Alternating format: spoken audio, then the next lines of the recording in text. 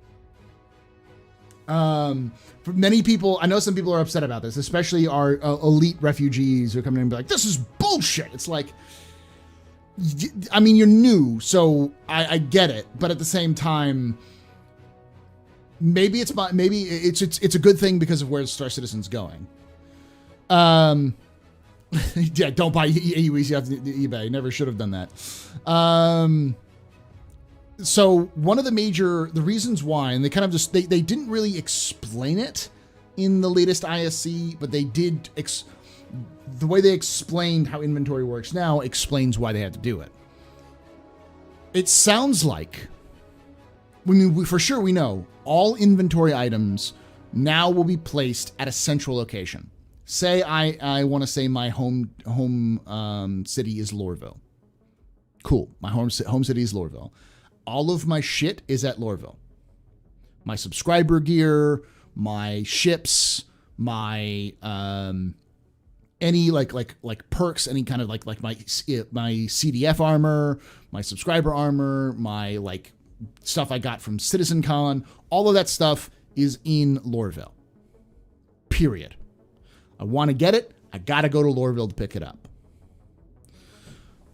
So the reason why they had to wipe everything is because they had to reset the origin of all your stuff. Because right now your stuff is everywhere and nowhere. And on top of that, there's been so many dupe bugs and other problems in the last 18 months that they needed a fresh economy wipe to balance some of this new economy, especially since persistent inventory is a big deal.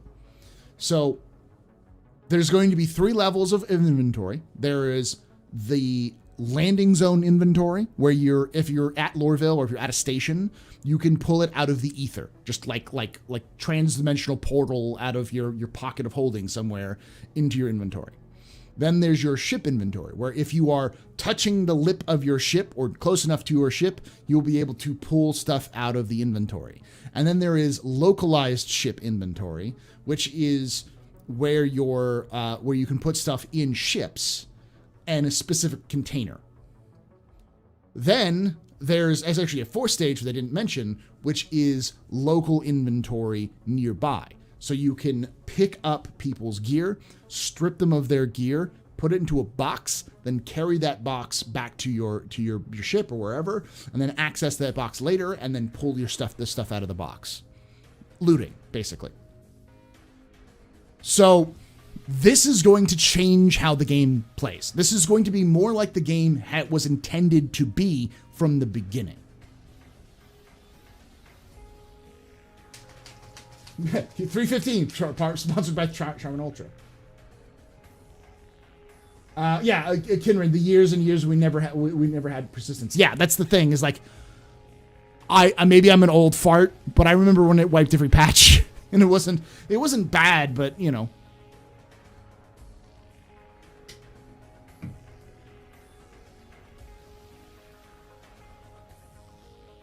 And let me put it this way, y'all. This isn't the first wipe. This isn't the last wipe. This is just the first wipe. There will be more wipes when they get the back end Quanta stuff first working into the game. When they have procedural mission spawning, they're gonna wipe it again. When they have server meshing, they're gonna wipe it again. And there may be multiple wipes between those where they add, maybe they add more, ship inventories, or they kind of work through the inventory system a little bit further and kind of work it out. That is also going to get changed. So they announced anything about optimization? No, optimization is not something they really focus on. They focus on it patch to patch. But it's not something that they do all the time. They do it all the time, but it's not something like specific. It's not something like oh yeah, they're going to optimize, this patch is going to be the optimized patch. But they have they've talked about the additions of the Gen 12 renderer being added to the 315 or 316, which will probably improve performance, but it's not designed to improve performance. It's designed to allow them to render further out. But it's running on Vulkan, which does that really well. It does both things. It both improves performance and increases fidelity because it's just the way it's built. So.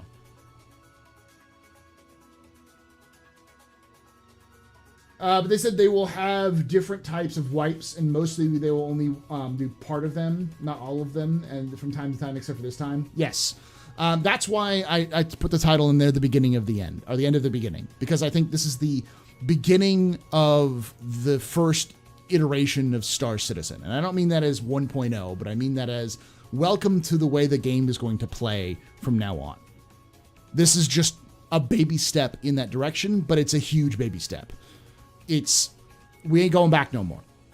The old ways are dead. We have killed them. The old gods are dead. We killed them. They were too meddlesome.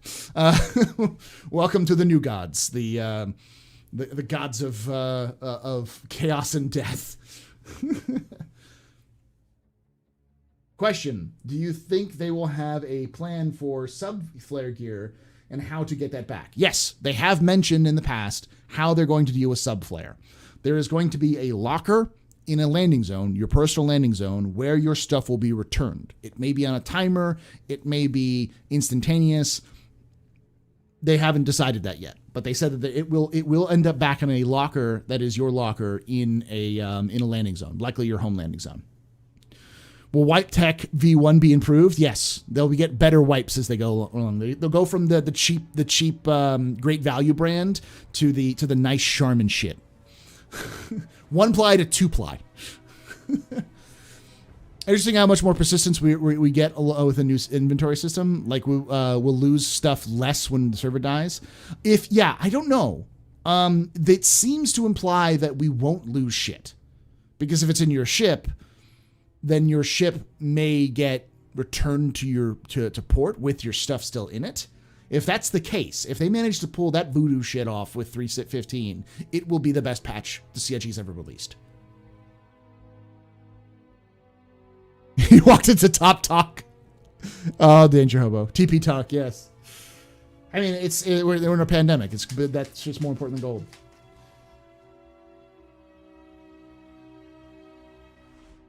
Actual physical cargo slash inventory. Wait, yeah.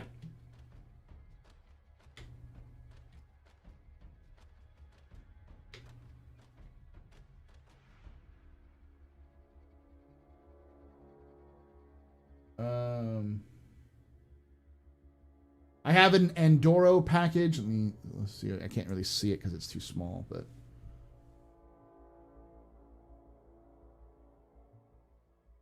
I have an Andorro package or Andromeda package, so a Connie package, which I replaced the ship with the MSR with the wipe. That could be that would be my only ship. Stick with the MSR. Should I change it back to Andromeda or change something else?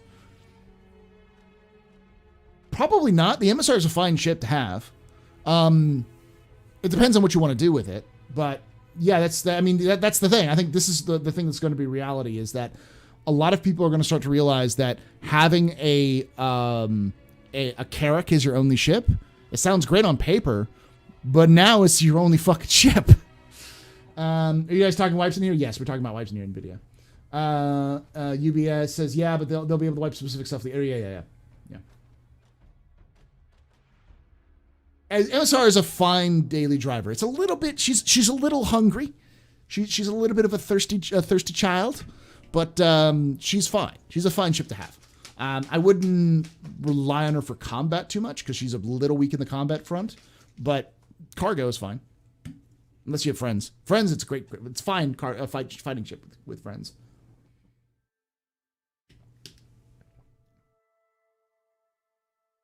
I need TP for my bunghole. Yeah. I'm just tuning in and have to advert when I'm walking into this chat. We're talking about TP chaos. We're talking about TP. She thirsty.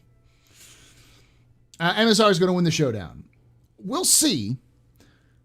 I have faith of the heart, knowing where the heart will take me. I have faith to believe I can do anything as long as I have the Argo MPUV. We'll see if she can win. I believe she can.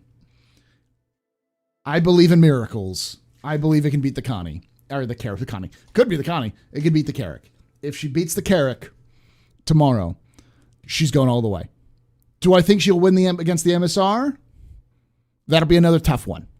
I think the MSR handily beats the 600, though.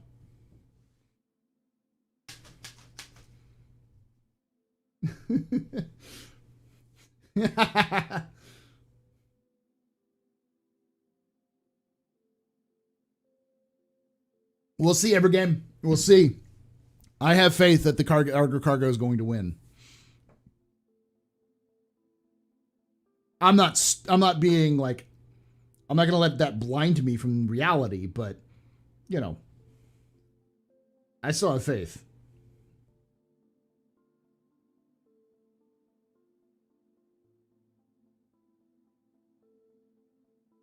Let's talk about the amazing 600 performance. That was mind-blowing. I was not expecting that. I thought the 600 had a chance. I didn't realize how close it was going to be, though.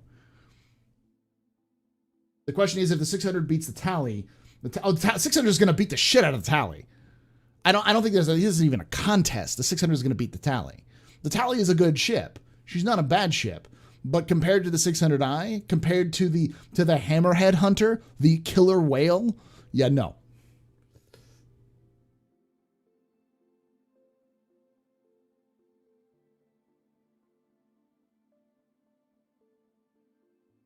You're not voting for the 600? We'll see.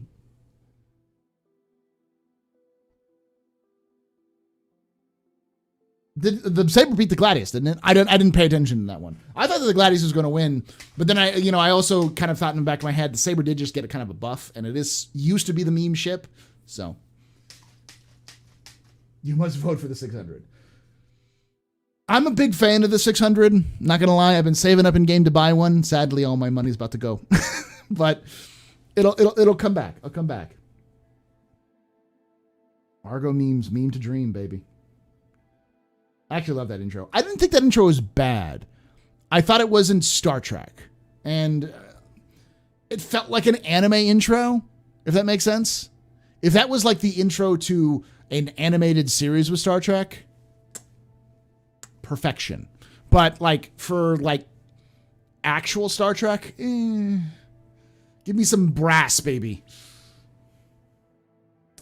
Question: with the new inventory system, if I kill a player and take his armor, will he still have that armor in the inventory when he respawns? No.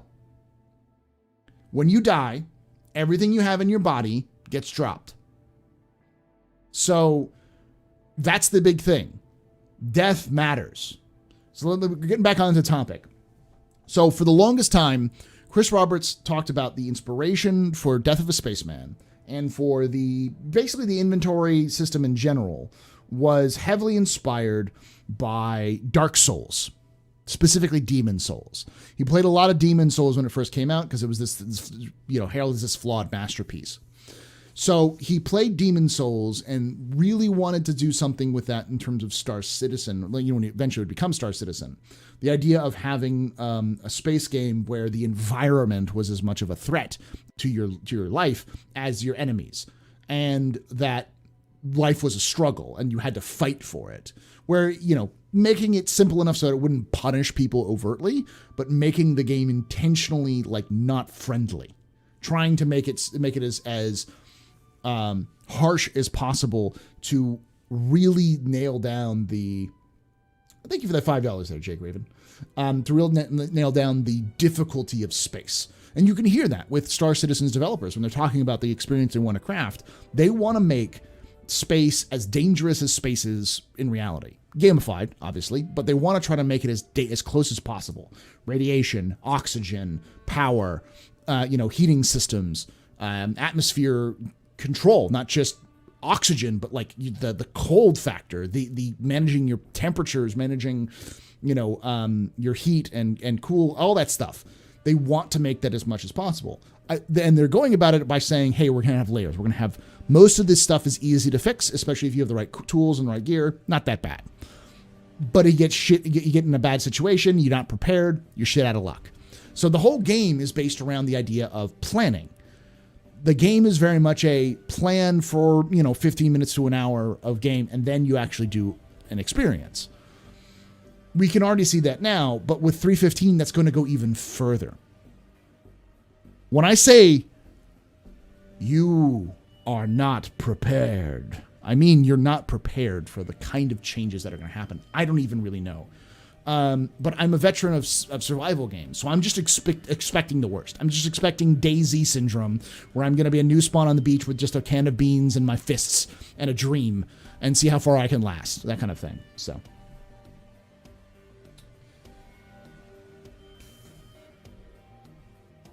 Hero to zero, everyone. 0 to hero. Oh yeah, 0 to hero. I'm gonna be rebooting that series pretty soon. I'm hoping to see nothing but non-combat ships in the Final Four. I'm hoping so too. We'll see them. All right, y'all. I'll be right back. Don't go anywhere.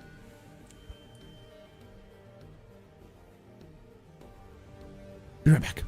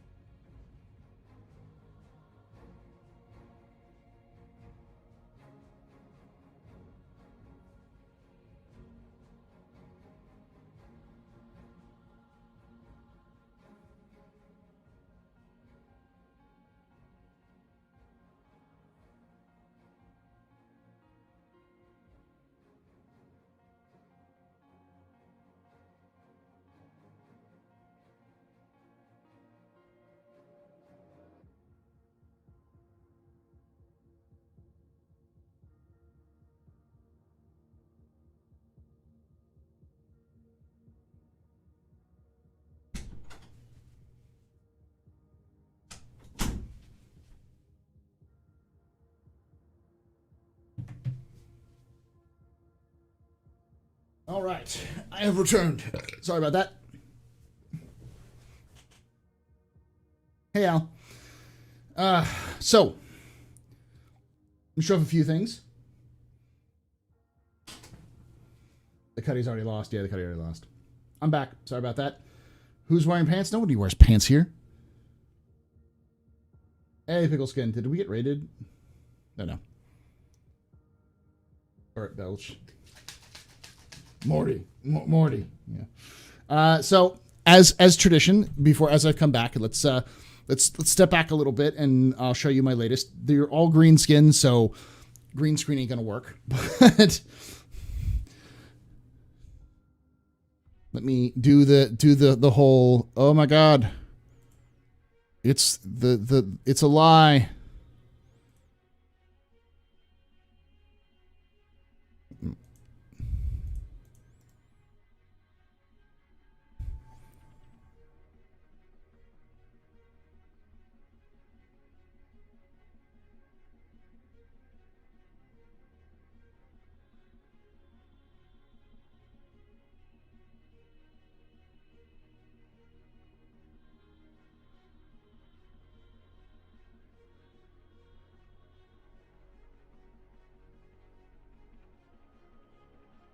My slasher boy.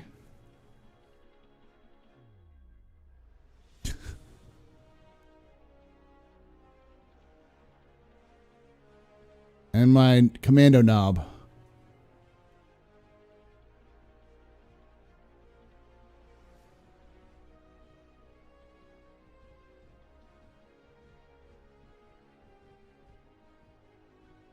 I get to figure out the name of the slasher boy.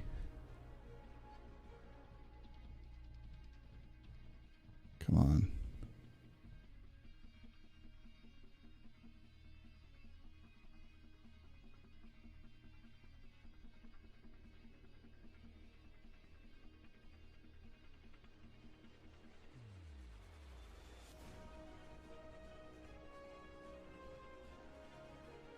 But the knob is named Purple Pain.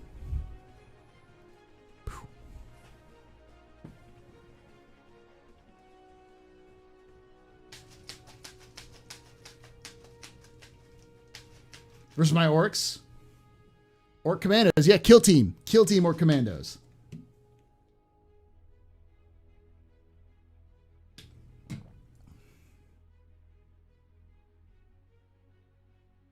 When we get the latest video up on Star Citizen and watch it together. I got it up and I haven't watched it yet. Go ahead and go watch it. And we're going to keep talking about it, but that's the whole purpose of this is the AMA. So you can pause the stream and just go watch it and then come back and join us. What paint does you use? I use a combination. I use some Vallejo. I use some Citadel. I use some Army Painter. This stuff is the best stuff I've ever used for like metals. Vallejo, the Vallejo metals. But I use Citadel for most of my painting. So I did 4 of the Commando boys as kind of test paints for that. So I still have, for my kill team, I still have 6 boys left. So yeah. And soon, as always, we're gonna do it before or probably after CitizenCon. It might be the day before CitizenCon. We'll see. I'm gonna assemble some minis, some Star Citizen minis that were official Star Citizen minis made by JRDF, and I'm going to paint them on stream. So I'll take at least one of my arrows from base to completion on stream, so we can watch that. Commando Knob is a good name. Yeah, he's a Commando Knob. His name is Purple Pain because he's got the purple. Kind of see in his chest purple. All of them have purple. It's an inside joke with the 40K community about purple and orcs because you ain't never seen a purple orc.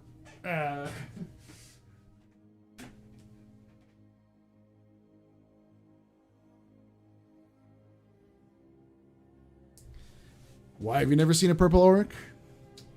Because purple is the sneaky color.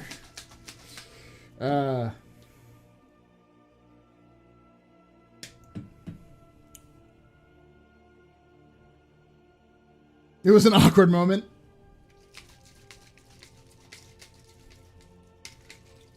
Hello, Statobrick's wife.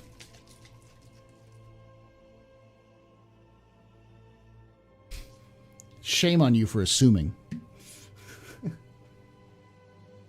Let's get back to Star Citizen discussion now. I painted all my forks like Sandy. I really like them. Nice.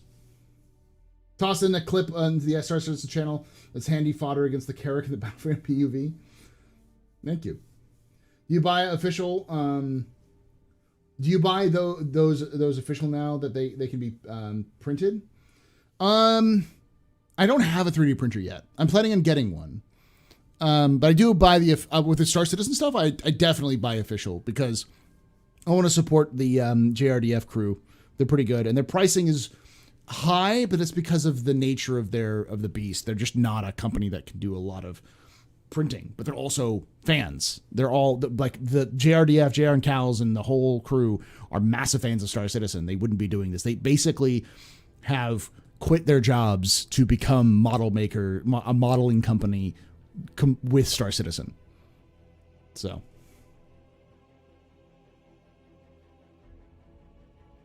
all commanders are knobs in the Orc army.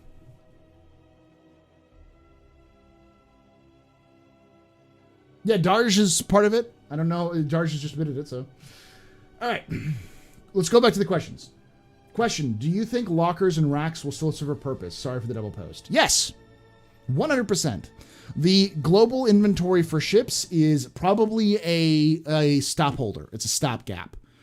But they even said that there's going to be localized inventory in this patch. For certain containers, you can activate them.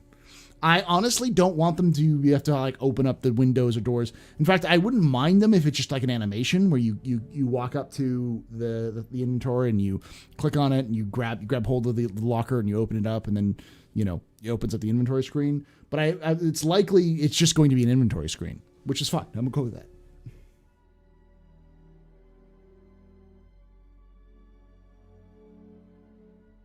DACA, always good, yeah. You should buy a model kit from Jay and paint it on stream. Yeah, that's the plan, Darsh.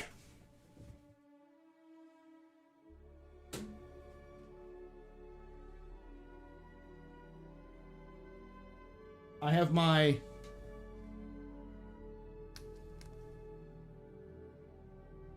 .500 scale anvil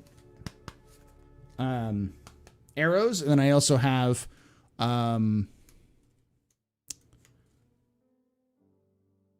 the Carrack, or not the Carrack, the 500 scale cutlass and the freelancer. So I'm going to do one of these on stream.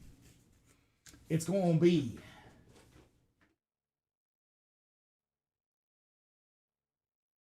very purple. Purple and probably green. I got to do some tests to see how they work together, but we'll see.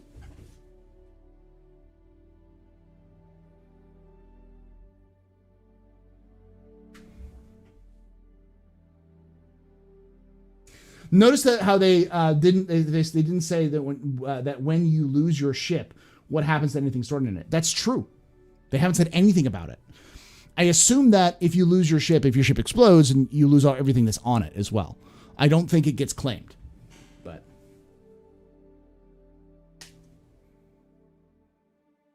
okay, so the inventory system looks T0, or is it just me? It's not T0, it's T1, I think it's what technically, but yeah.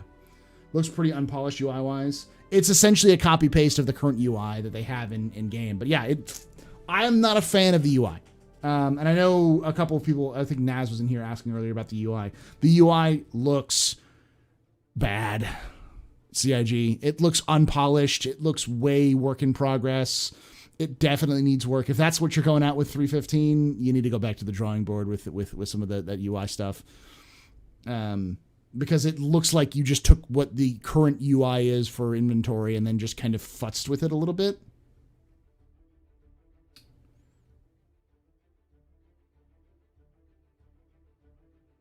There's no other questions here.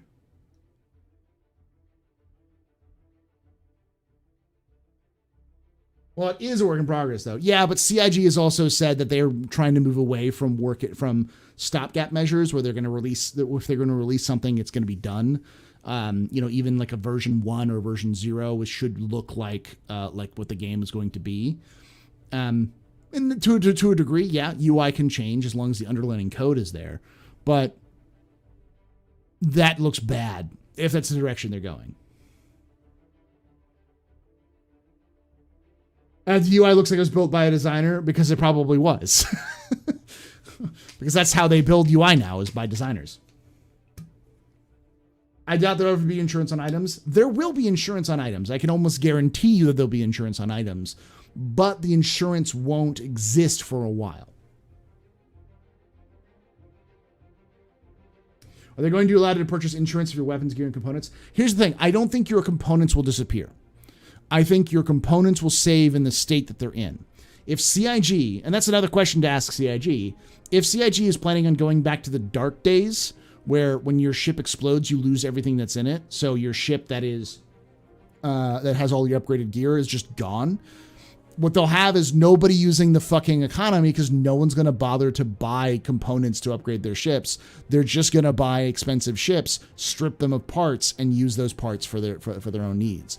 Because there's no point in spending 20,000 UEC on something that in a ship that you could blow up 5 seconds away, or you use the second you slot it into your ship and buzz off from the hangar, you 30K and you lose everything inside of it.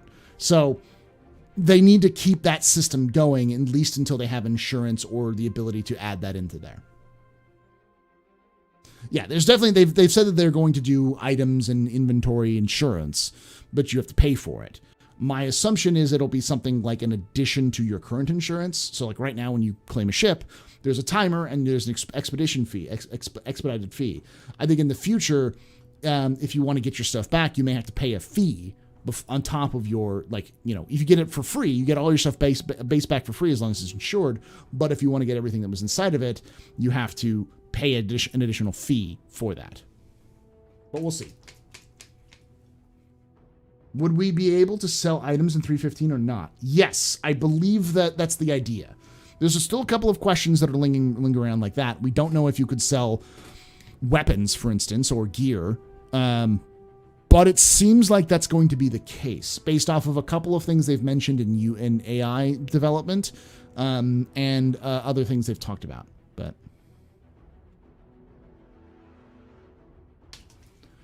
when you drop your armor and helmets, it looks like it goes into a carry box. That's a temp thing. That's more of something that exists now, and so they're just using that because it works. I don't think they'll physically render everything like that. Here's the thing. There's a sliding scale of reality. There's the idea that everything has an animation. It's a bespoke animation for that thing, and you can rig it, and you can do it, and you can do all of those things for thousands of different animations over a dozen worlds, if not 100, or hundreds of worlds over hundreds of star systems, and hundreds of ships. That's insanity. That's not going to happen. So they're going to be shortcuts. And one of the places I'd be okay with them doing shortcuts is in inventory management, because that's not really the game. So for instance, at one point they had the idea of rendering absolutely everything inside a box physical, meaning like you could open the box and you could look in, you could see the 14 assault rifles that were stored in that box, physically see it, and then reach down and pick them and pull them out. That's stupid. That's just a lot of work for something that's just looks, which don't really matter that much. As long as you can access the inventory of that box, if you just say, click, oh, I can see inventory of box, I can swap through. It's gamey, but it works. It works for what you need it to do. Even final game, I'd be fine with that. That's how games work. This is a game. And that saves in memory, so they don't have to render every little piece of cargo that's in those crates. So it increases performance, at least server performance. And it allows them to focus on things that are more important, like balance of those weapons and other things like that. So, will cargo be fixed in 3.15? What do you mean, Astro Trucker?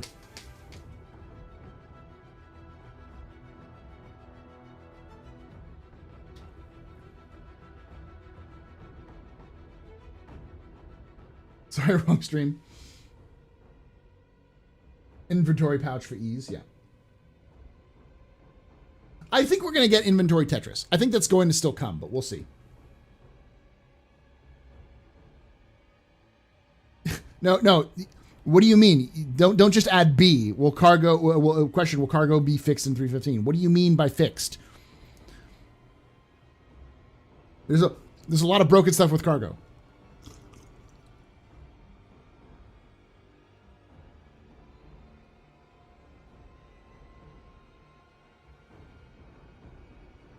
It works now.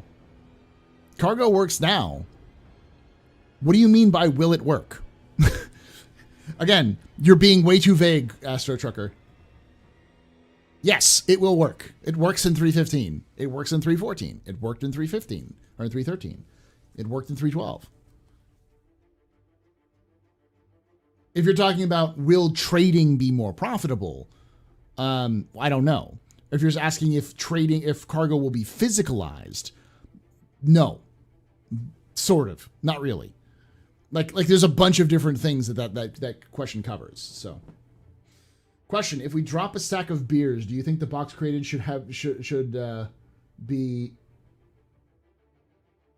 right beers? I don't get that, Max.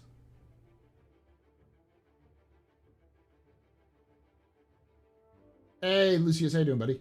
I'm doing good, yeah. I think the big issue with cargo is server tick rates. People want to fill their cats and hercs without waiting forever in a terminal. I think CIG did it wrong. I think the problem that CIG did was they did sell. They hit everything behind ticks in, and then they did everything globally. Like everything is a global tick rate, which is weird now. So like everything is based off of inventory demands and supplies are global. So everyone in the game selling and buying stuff will affect it. And so tick rates as a result are too low for everything. What they should have done was diminishing returns. Buying should be a tick rate, which makes sense, but selling should have been diminishing returns. You could sell everything to the place, but it would drop the price dramatically. And I know that's like, oh, that's the plan in the future. But I mean, they could have rigged it up to a system where this is the medium price. If you sell, if they reach a number of cargo units that they want, then the price will then shift to here. So you could have like tiers, like median, high supply, oversupplied, and so you would constantly get a lower rate of selling rate. So the focus is less on selling the items and more on buying them, so you could always earn, you may not be able to earn a profit, but you may be able to get your money back and focus on other items. But right now, it's the tick rate, which doesn't make a lot of sense, and a lot of people don't work on it. So, will the Retaliator get a medbay module? We don't know. The biggest issue with cargo is the whole freelancer trade mode. That's not how it works. You can't just roll up, buy everything. There needs to be a reputation gating, cargo insurance, brokers, etc., which they're working on. This is the inventory thing that they're working on right now is a big start. It's a big start to the whole process. That whole process needs to have the back end that they're working on right now to even function.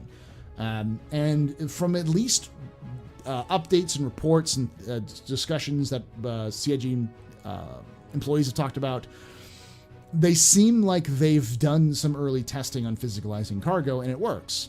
They just need the back end stuff to be functioning. They need iCache to work, essentially.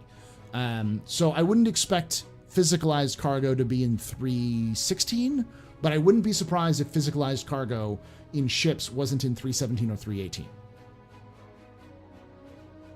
Question: how will Works ship components bide? What?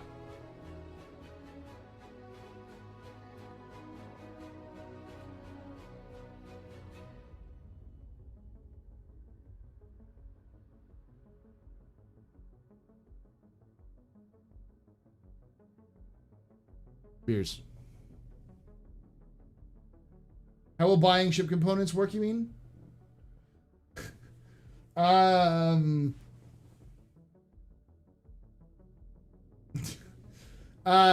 think they'll work by the way they work now. but they're going to be physicalized. So wherever you purchase them will be where they are. So if you bought them in ArtCorp, they'll be in ArtCorp. They'll be in your global inventory in ArtCorp or your ArtCorp inventory. So if you want to swap them out, you have to have the ship there in ArtCorp for it to work. This hasn't been confirmed by CIG, but I have a feeling that ship's physicalization is going to happen in the next patch.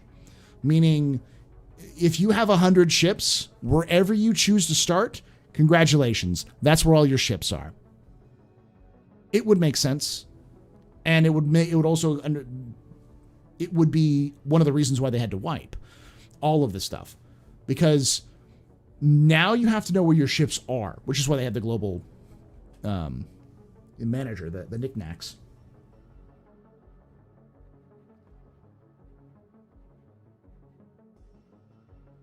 Could we transfer components over, you reckon? I think you can install components on the ships you have. I think you can pick up... I wouldn't be surprised if you could pick up equipment, components, and put them on ships. Like, have components in your global inventory, pull them out, and then put them on your ship. So you can transport them like cargo. I think that would be the case. But I don't know. Because we don't know if ships will work like that. From the way that they described in ISC, it sounds like to me, everything, including your ships, are going to be at your spawn zone, wherever your spawn zone is. Okay, so we don't get the save and sent to the hospital and choose to die. We will lose all the stuff on our body, right? Yes. What happens to those account-bound armor guns? Would we lose those from your hangar? Those would go away, but those would come back into a locker, they said at some point. There would be some sort of locker that you'd get at your home zone where those would come back. That was mentioned a while ago, though, so I don't know if that's 100% true. Question. Is it the plan to be able to have other people / NPCs load out and unload your ships down the road? Yes, that's the plan. I think it was something that suggested ships are referred to as items. Yes, they're no longer just... They are now items in the inventory. Well, because there was a bug where you could loot someone's body and it would have their ship in their inventory. That was one of the bugs. So the ships themselves are items. They're inventory items. Will the fact that you lose things inside your ship if it blows up stop people from customizing ship interiors of ships? I think in the short term, yes. But I feel like in the long term, you'll be able to pay for that. You'll have some means of protecting that. That's the only way that they can make sure that happens. But I don't think ship components, I don't think CIG is going to be going back to those dark days where where if you your ship blew up, all of the stuff you've purchased for that ship is gone as well, without some means of returning it. And they haven't mentioned anything like that, so I'm assuming that the way it currently works is going to be the same. But I'm imagining that the inventory, the ship inventory, and the local inventories are separated from the ship's components. That's kind of like the ship itself is an item, like your gun is an item, but the gun has attachments which also go on that gun. So if you drop that gun with those attachments would then be gone. But they're separate from all the other inventory you have. The ship just is a gun that can carry other shit. So the attachments to the ship will still be able to get refunded, but the stuff inside the ship may not. Where would I have my home spawn? I'm going to be in Lorville. It's just the easiest to get out of. It's pretty good for most missions, and most people won't go there. Pirates in 315 are going to be interesting. You mean loot pinatas? Yes, they will be. Ooh, Darj is going to Orison. Enjoy that flight out, my man. Question, what bugs, issues are you expecting to see with inventories? All of them. Every single one. Question, what do you think we'll be able to do at Custom Crows, if anything, in 315? What we can do now in certain areas is we can buy paints and apply them to the skins, the ships. I think the plan is, at least for 315, is that's where all the paints are going to be. So you'll go there to get your paints. I think in the future, if there are modulars, so like the Retaliator has a bunch of modules that were sold with it, you could probably buy those modules in game at Custom Crows and apply them there. I think that's what it's going to be in the future.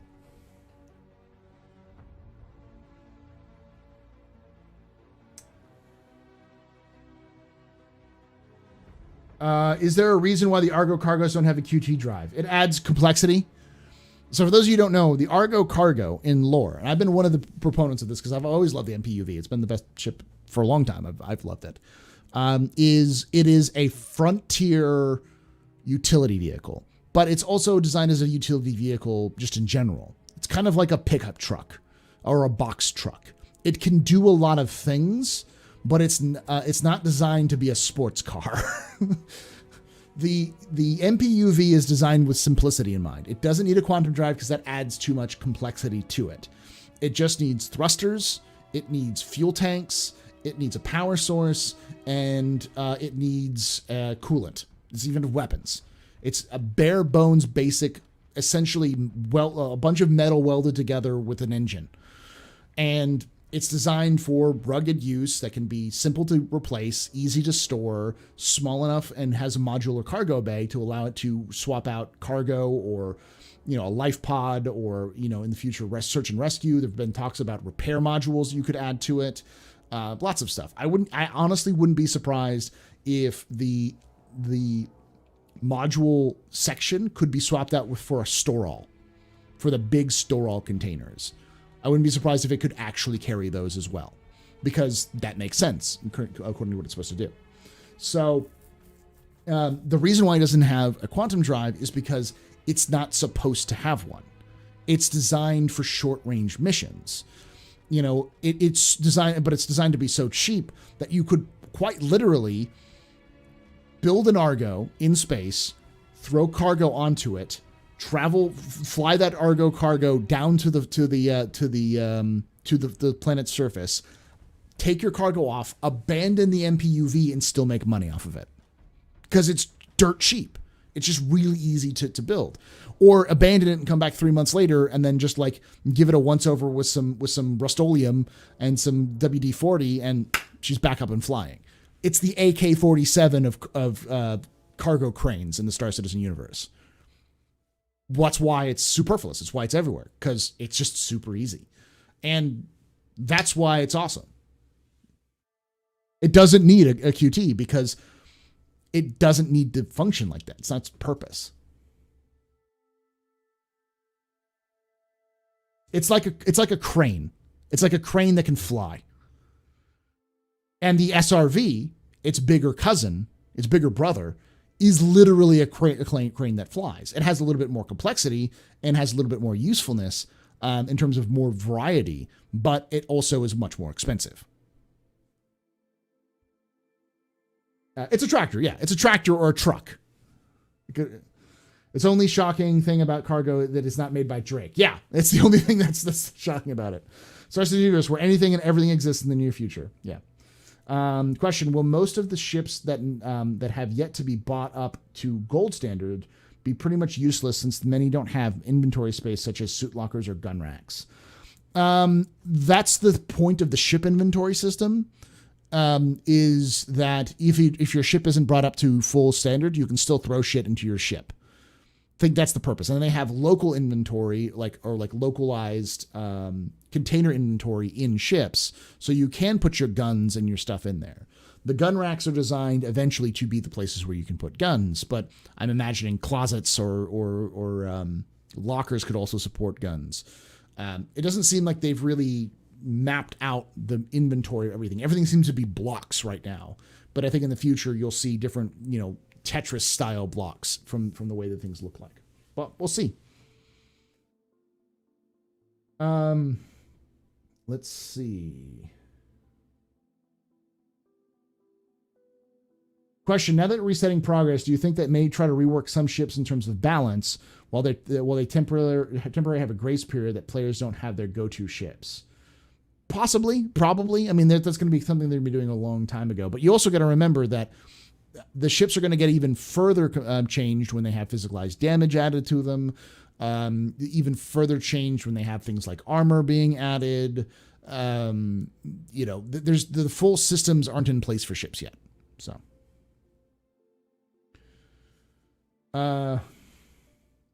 question: the case suit armor lockers on ships don't work physically. Do you think if you put a weapon on the on a rack, those still persist where the ship is stored? Yes, they do already. Talk about sticky fingers. I'm going to steal that queen chest token from MSR someday. Have a good laugh. Yeah. Question. What? Okay, yeah.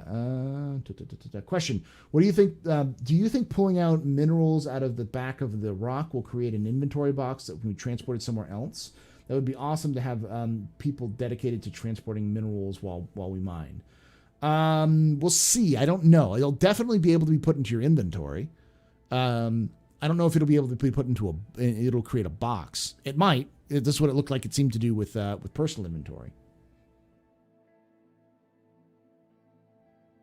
You go ahead and work for those dreadful Hurstons, Astro. I have a higher standard of ethics. Crusader for life. Yeah, but I can't eat ethics.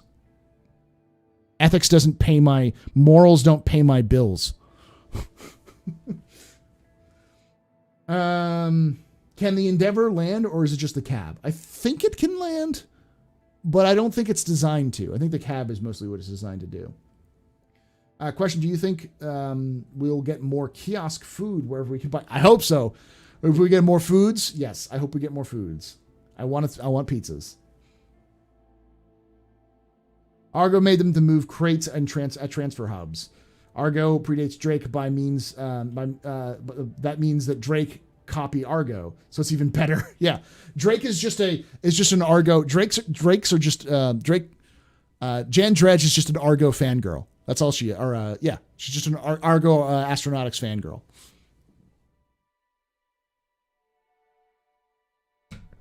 I think the Gladius that it has that currently in gold. Yeah, the Gladius and the Saber both have them. The Argo Cargo is also going gold soon too, so they should have those as well. And then we've got the Retaliator, which is going to gold standard. I wouldn't be surprised if the Starfarer isn't too far off from that. After seeing how the medical and inventory, I was like, this is how this is now Escape from Starkov in space. Yes, Starkov. That's the joke we've been making for years, or for about a year or so, since CIG has talked about the inventory medical systems coming in. We've called it Starkov because it's Starkov. It's Space Starkov. It's Space Tarkov. Question: how much does smuggling people off Hurston make ahead? I am not going to divulge trade secrets. Question: do you think the bartenders are finally going to work better? Lol, as well as the new shopkeepers have them the same done? I don't think they're going to work well until they fix the server tick rates issues, but some of that may be solved with this new inventory system. So who knows? Possibly. Question: do you think we'll reach a point where losing a ship could be detrimental? May it be it money or wait times for ship transfers? Along the lines, if I lose my ship, I'm stranded on a planet. Now I have to find work on an outpost to get off the planet again. Yes, I think that's eventually going to happen. But I don't think it's going to be a sudden thing. If that happens, you will have had warning signs well beforehand that was going to happen. But CIG, Chris Roberts, has said quite frequently that he wants to have some kind of survival-esque gameplay for crash landing on a planet where you have to manage your resources to be able to survive and wait for rescue. So, or hitch a ride. Yeah. I wouldn't be surprised if the first iteration of dynamic missions are cargo, mining, and people transports, because CIG is working really hard on getting NPCs that can walk in and walk out of ships and navigate on planets. So the idea of picking up a job where you're transporting 3 NPCs from Lorville to Orison makes sense. That's not too far off, I don't think. Plant potatoes and poop. Yes. Science the shit out of things. Gibbs Starliner. Yeah. I mean, I don't think it's going to require Starliner. Starliner is going to be nice for it. It's going to be built for it. But I think you'll be able to pick up those jobs as a freelancer or a Drake or like a Cutlass. Basically, if you have seats or beds, you can make it work. Question. Do you think at some point we will be able to steal someone's ship and take it to a place like Grimhex and get fate papers and such on it and actually have that ship as our own and such? Yes. I don't think it's going to be cheap, but yeah, you could do that. Max asks, how many beers do you expect to store in the 890 jump inventory? I expect I should be able to store everything in the 890 jump. By the way, for those of you who don't know, one of the things I always wanted to do in game is open up a bar. Basically, take a ship and turn it into a bar and give, light role play, but generally just hang out, have people hang out and come join the bar and sit down and drink some, talk, do business as they need to, and leave. And with 315 is going to be the first time we're going to do consistent bar streams because, I mean, it's possible now. It's there. Take it. It's yours.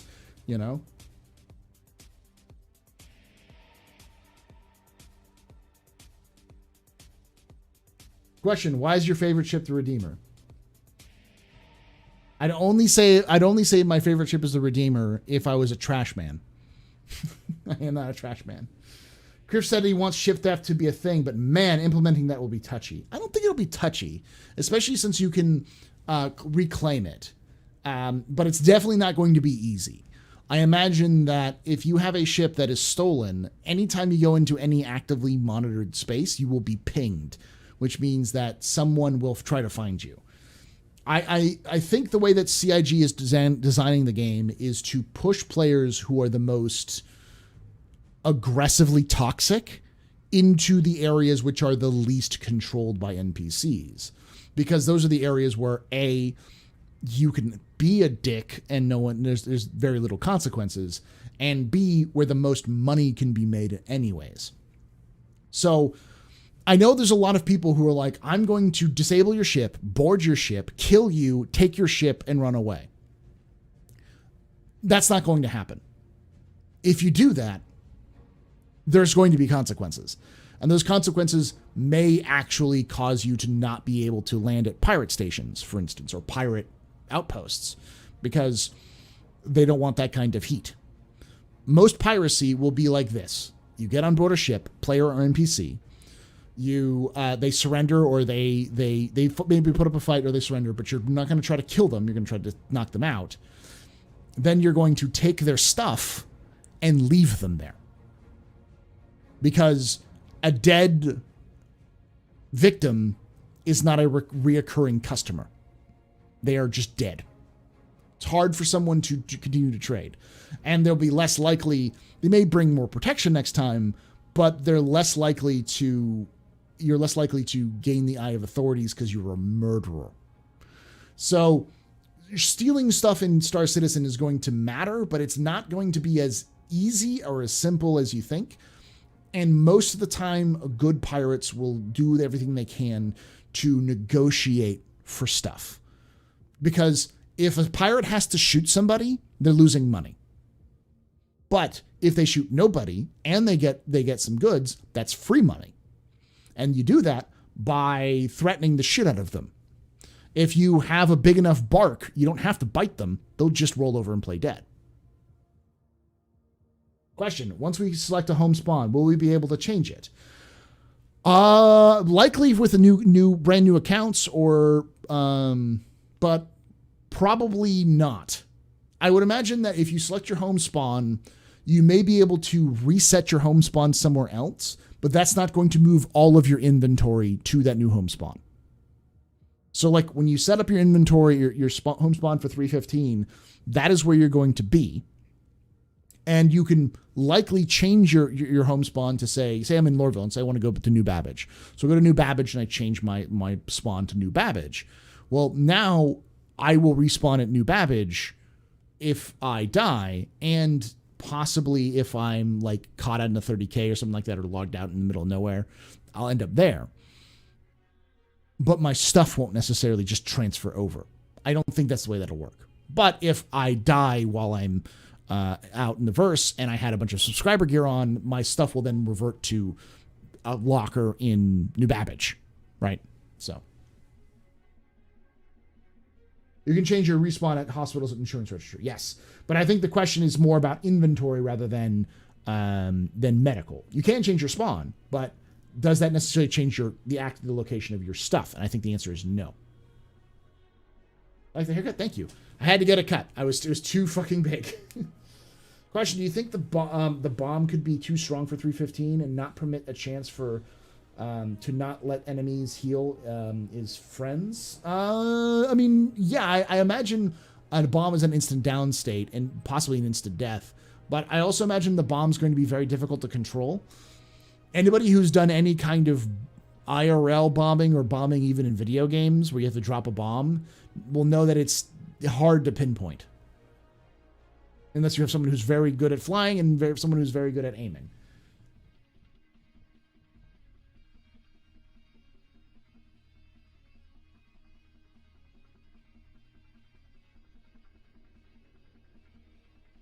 Argo Cargo Bar, yes.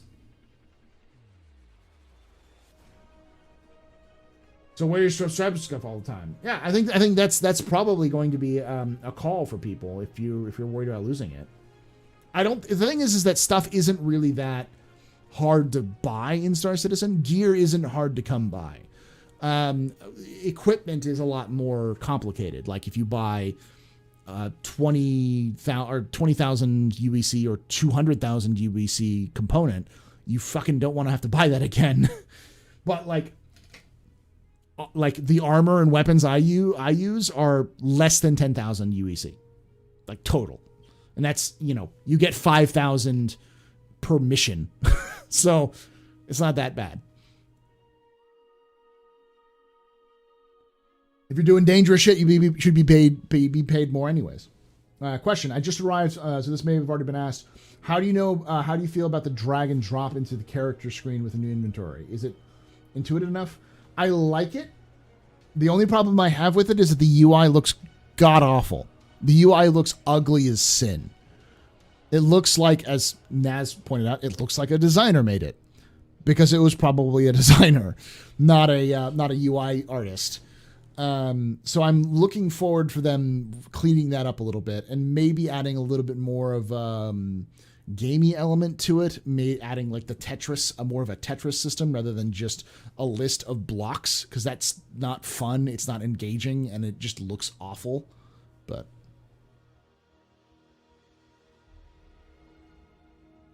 you mean make it Tarkov? Yeah. Or Arma or DayZ or any game out there that has done this sort of system before and knows how to do it.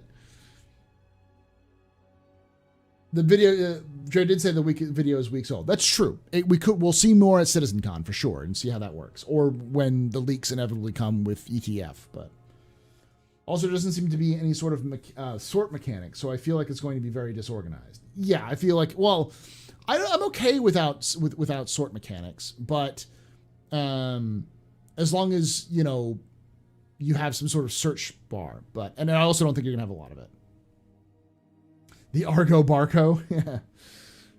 Question: towards the beginning, you said sub items will respawn in a locker in your home location. When did they say that? Is it coming in 3.15? I don't know if it's coming in 3.15. They mentioned it, I want to say, in a Star Citizen Live maybe a month or two ago. It was an offhanded mention when they're talking about inventory a while back. I remember it because they said something specifically about, we're talking about sub items coming back to a locker in a location. So with this new revelation of a home location while your shit is, I would assume that locker would be your home location. But I don't know exactly when that was. This is the problem with CIG, is that they'll have ideas, they'll spit that out. That idea could have been yeeted into the fucking sun the moment after he said that too. So we don't know if that's the case anymore. But I wouldn't be surprised if sub items come back in 315 to your home inventory. You know, the city where you have your home will be, you know, that where that is. But Nate games again. Yeah.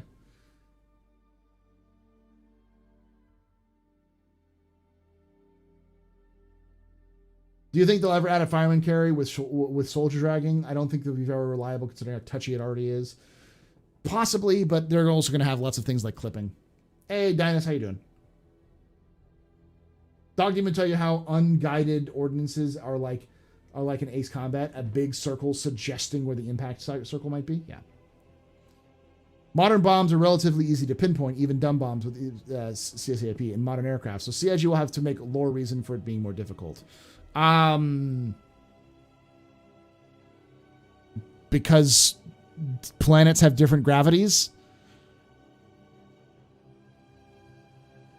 I don't think you could drop a bomb on Mars with trained personnel now and have it be pinpoint. You'd have to have a lot of practice.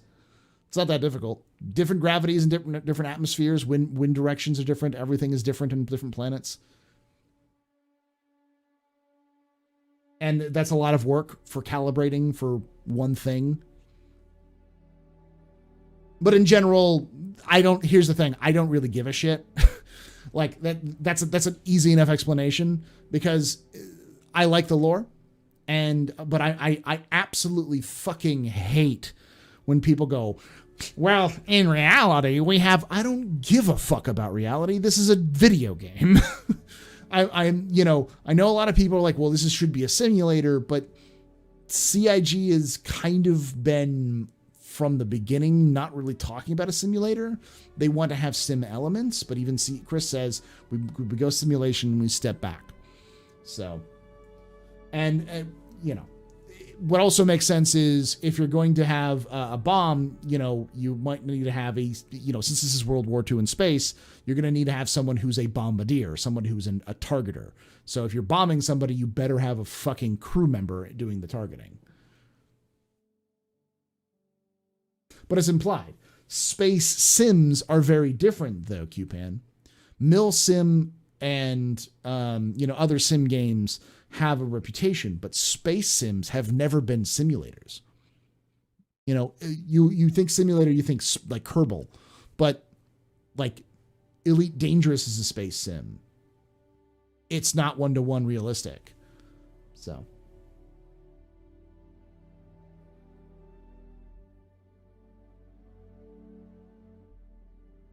About the reasoning? Yeah. I mean, the reasoning, they haven't said about it being accurate or not. I'm just saying anybody who's ever tried to fire a rocket or drop a bomb in a video game can tell you that it's just a general idea of where it's going to go. I imagine that, just like any other game mechanic, it'll be one of those things where you could probably drop a pinpoint bomb, but you need training and you need practice.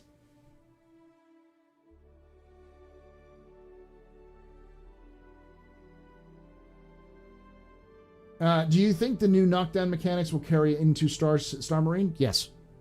No one's mentioned it before, Star Marine or Theaters of War yet, because Theaters of War isn't done yet.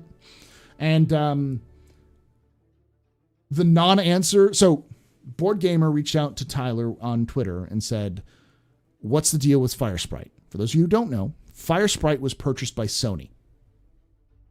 So, Sony now owns Fire Sprite. Fire Sprite, who was... one of their main clients was CIG. Now, more than likely, this means Fire Sprite is off of the team. Because Sony will want Fire Sprite to do something for them, and they don't want them working for a third-party client. But Fire Sprite probably has a contract for a certain number of months or a year or so with Star Citizen, with CIG. So Sony's probably going to let that contract run out and then collapse it.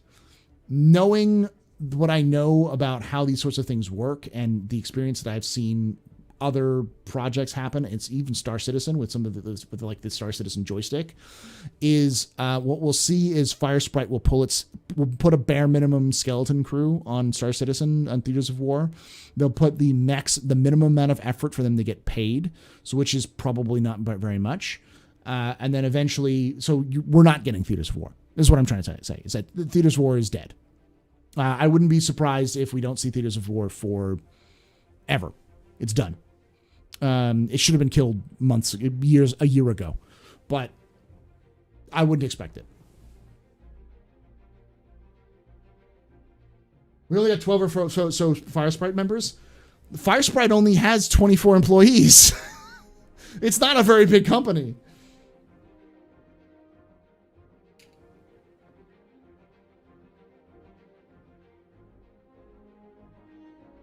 Sony wants CIG source. Nah. Sony doesn't want to work with Star Citizen with CIG. I'm sure Sony would have no problem working with CIG at some point. Early in the development, Sony sent CIG a PS4 development kit, which is not fucking cheap. That's very expensive. They just sent it to Chris Roberts because they were excited about the project.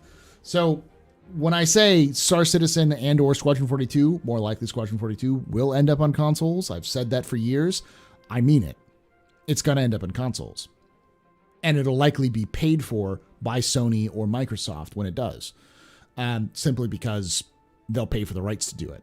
Because they want that game. It's got Mark Hamill, John Rhys Davies, Henry Cavill, Gillian Anderson, like the cast alone is just mwah kind of stuff. PS4 was when it was, because it was a while ago. It was like it was like 7 years ago when they sent that. But the thing is that CIG wasn't upfront about it. They never said that they got a PS4 development kit from Sony. They were doing a tour and someone spotted the dev kit in the tour because it was in the Austin office, and people lost their shit because it was like, this is supposed to be a PC game. And then so CIG had to come out and said, Sony sent us a development kit. We thanked them, but we didn't necessarily have any plans on using it. And anybody who knows about dev kits, these are $1,000 plus pieces of equipment, which they don't send to everyone. They only send them if they really want to work with you. You don't send someone, well, maybe not $1,000, but multi-$100 pieces of equipment. They're not cheap, and they don't make a ton of them. They only send them to developers whom they want to work with,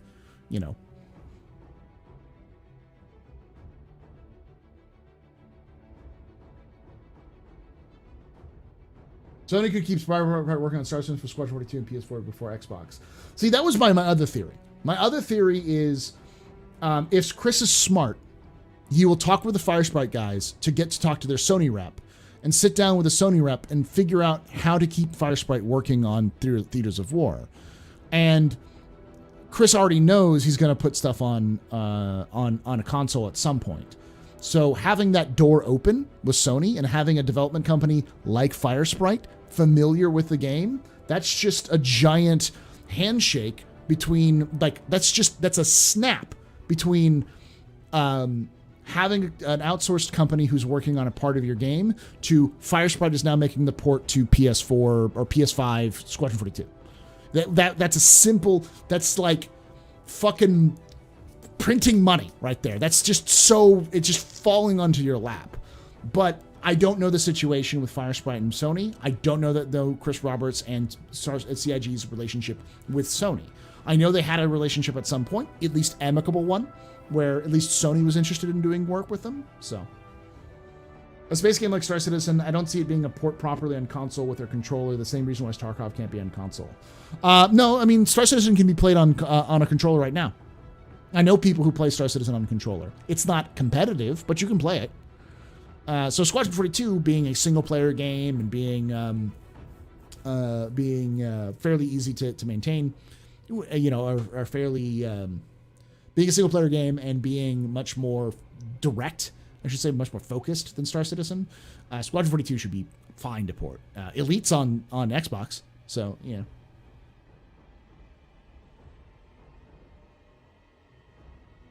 So they were only doing Theaters of War, correct? Yes.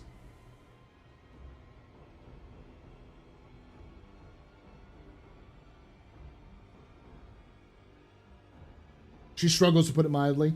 Darj, Diablos plays with a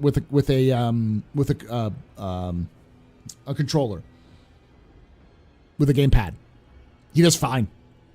I wouldn't say he's super competitive, but he flies with a gamepad.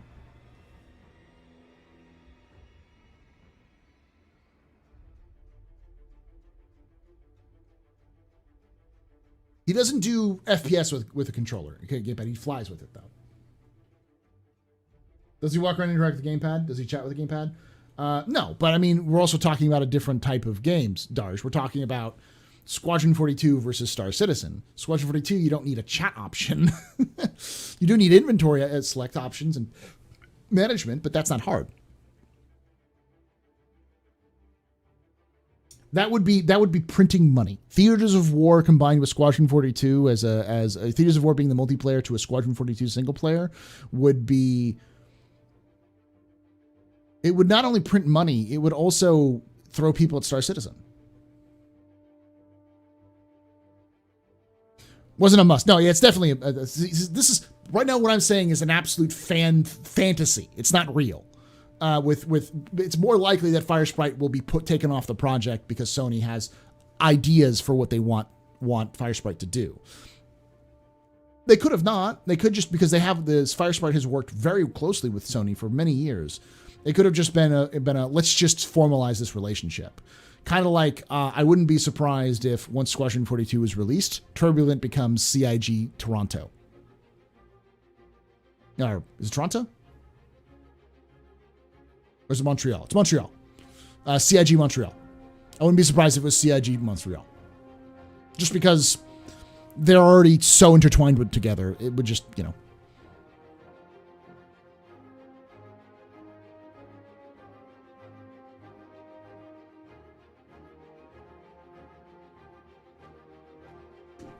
I use Xbox controller with the chat or the chat pad. Yeah. Chris Roberts and sitcom demos are played on Xbox controller. That's more because Kinran. That's more because Xbox controllers are portable. All presentations done on E3 or any of those things are done with a controller because you can bring a controller on stage. You can easily pack a controller and move it around. So even games are designed for PCs. If they have controller support, they will 100% use a controller because it is a lot easier to set up than all of the other bullshit, especially on a big stage.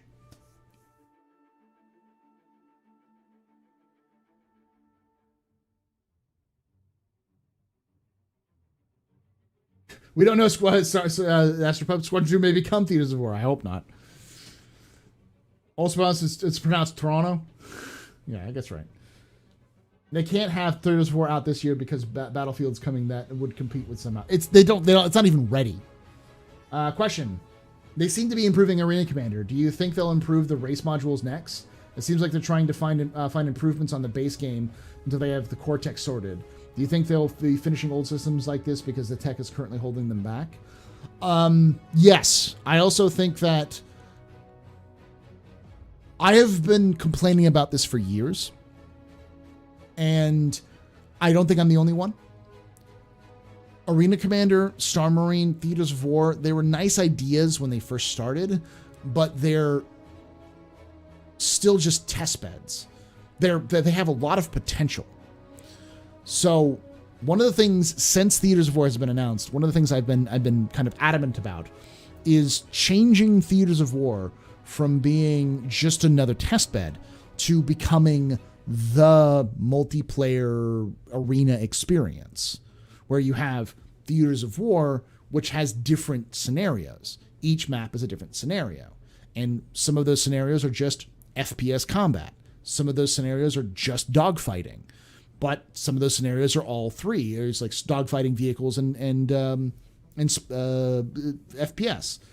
And just roll it all into the one package and just have different maps be different scenarios or different scenarios being built out. Like you can take the section of the Crossroads of Crime, which is just FPS, and turn it into an FPS game. But then take like the missions from the station, I can't remember the two stations from Star Marine, and give them a space concept or a ground base and that kind of stuff. That's what I'd love to see in the future, because then they would start making a game mode rather than just a waste of time. Question: do you think we will get our hangars back in 315? No. I think the hangars are gone until they can physicalize the hangars, which is a good thing. I think we're going to get the hangars when they go into Star Citizen.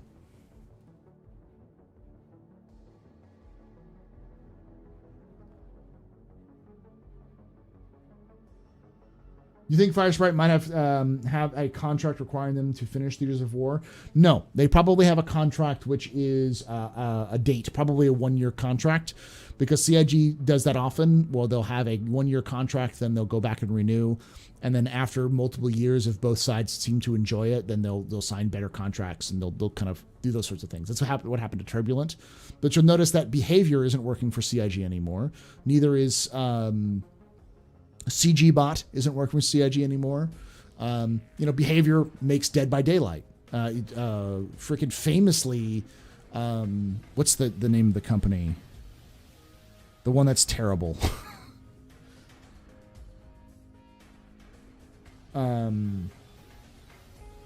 Ilphonic doesn't work for CIG anymore. Do I have the Origin mousepad? No. Yeah. No.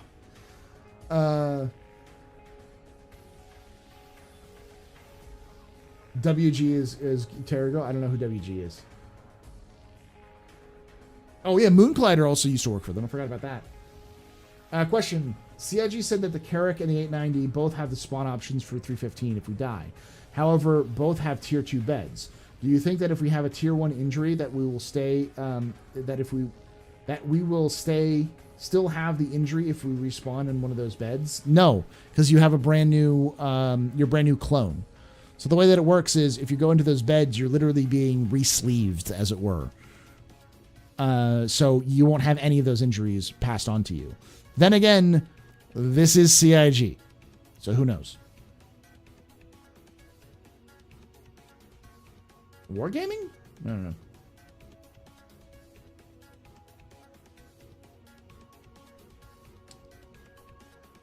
Was the problem? What's the problem with Ilphonic?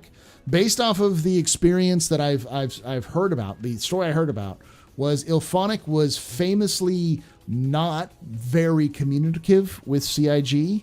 They didn't like Chris Roberts telling them what to do, and they were very sloppy. They thought they were doing shovelware when Chris Roberts was like, no, this is not good enough. Take it back and fix it. They basically just said, fuck you.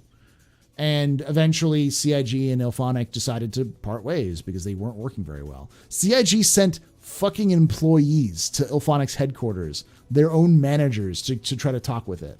Yeah. So they just did not end with good relations. I'm sure that this is all stuff I've heard through the grapevine, so I don't know how true it is. I do know that pretty much all of the assets that Ilphonic created for CIG were unusable because they scaled it wrong. They did improper scaling of all of the stations. So they built entire maps for Gold Horizon stations, which is what the Ruin station is for Pyro, and none of them could be used, which is why I had to go back to the drawing board and build brand new maps for Storm Marine when that came out. So 315 first and next free fly after, or another way around? I think there's a free fly first and then 315. There's actually a leak, thanks to a very trigger happy social media person at Turbulent. We know that the internal date for CIG releasing 315 is October 27th, I think. Either the 20th or the 27th. I think it's October 20th. That's an internal date. The CIG misses internal dates all the time.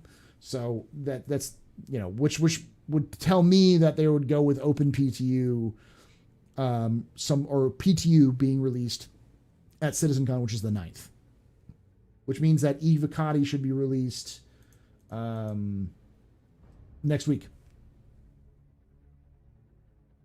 Yeah, September 20th is free flight. Yeah. Question, why tier 2 beds in the Carrack and the 890 can we respawn but not tier 2 beds in the stations? No, we can. That's been corrected. You can spawn on the stations with tier 2 beds.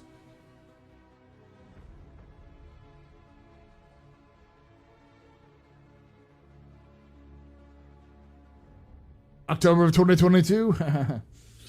When are they going to do the ship naming bigger? The plan is right now that they're going to completely rework the ship naming. It seems because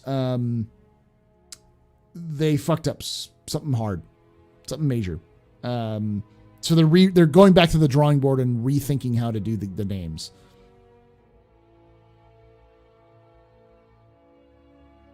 Where was that corrected? It was corrected. Jake CIG, Jake Acapella, corrected that at some point. He talked about the correction. It was a misprint in the copy. So it was a copy error. So it was corrected on the roadmap. It should be either corrected now on the roadmap or it should be corrected in the next roadmap update.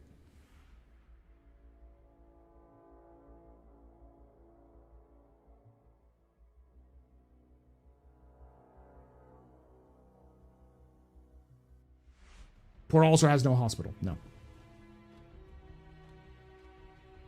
And it's not getting a clinic. No. There's no reason to put anything in Port Olisar because it's an old asset that needs to get fixed. You won't have your old injuries. You'll get brand new ones when you trip out of the bed and break your legs. Hey, Jason, I like the way you think. And journal dates are really just this is our target, but no one, it should not be seen as this one is when. It was a mistake by Turbulent when they to release that date. They did it for International Video Game Day and they got really excited about it, but likely it's a new social media person who acted on their own, and they did, and then the community picked it up and ran with it, and they probably went fuck.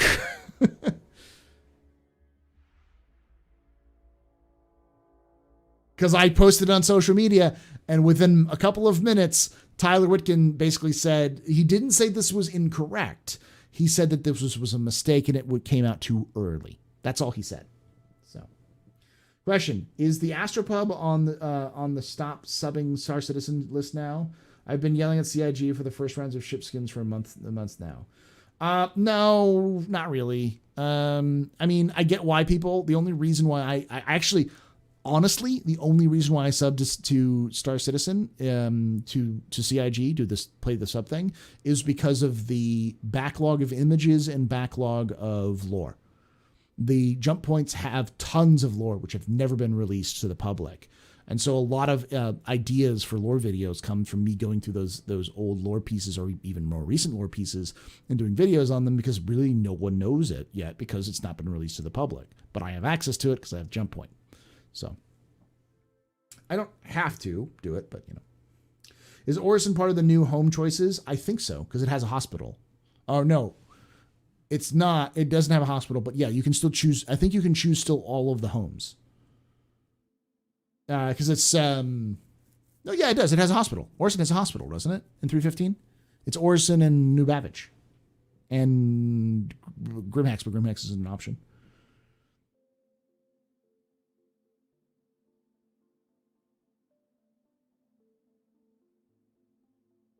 Question: why would you use the 890 jump to make a? Would you use an 890 jump to make a space casino? Only if I had enough people to run an 890 jump. That's a huge ship. I'm looking more towards like a Phoenix or a 600. And while I absolutely fucking loathe the 400 that's been leaked, it looks ugly. Oh god. This is if it's the same 400 if it actually comes out because it's still just a myth. Until it isn't. There is some people who have suggested that it could be like the Phoenix, the Origins answer to the Phoenix. If it has a decent bar like the Phoenix does, it might be the ship I get, but we'll see. The concept art looks horrible.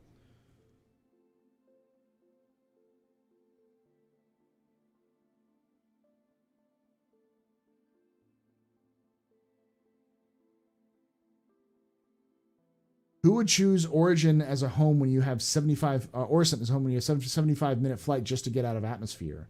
So that's changed, as if I remember correctly. That it doesn't take that long to get out of atmosphere, but it certainly takes longer to get out of atmosphere than it takes than it does other planets. I think that was a bug where it was the escape atmosphere. I mean, you can still get out of atmosphere. You can jump in atmosphere as long as you get to a high enough elevation. How's school? These children are fucking monsters because they haven't had school for 2 years. So I essentially, like, my sophomores are 8th graders. They're 8th graders in terms of social because they're stunted because they just haven't grown up, but they're expected to be sophomores. My seniors are sophomores because that was the last time they were in school physically. So this year's gonna be rough. I think by the second semester it'll get a bit better, but whew, it's exhausting dealing with it just because a lot of people don't realize that social conditioning is as much a part of school as learning is. Learning how to talk with other people, learning how to take directions, learning to think, So a lot of my classes focuses on critical thinking exercises. Like, here's some information, here are some questions, answer based off the information you can gather. And, for a typical sophomore, that's difficult, but not impossible. But it's a lot harder for an 8th grader. And when essentially 2 years have gone by and that 8th grader hasn't really been exposed to any more critical thinking exercises or developments, hasn't been nurtured to do so in person, it doesn't really work unless they have self-motivation. And those ones who are self-motivated, you don't really have to worry about it anyways. It's the middle 60% who don't really do that. But for those of you who don't know, I'm a high school social studies teacher. So it's what I do for a living. Do you think Zoom calls are into the future? They never would. Oh, God. I think virtual learning has a place. I would say that there are some students who thrive in virtual learning, and I wouldn't be surprised if districts started offering virtual school more frequently in the future, just to give that option, especially for homeschool kids who don't want to go to a physical place. But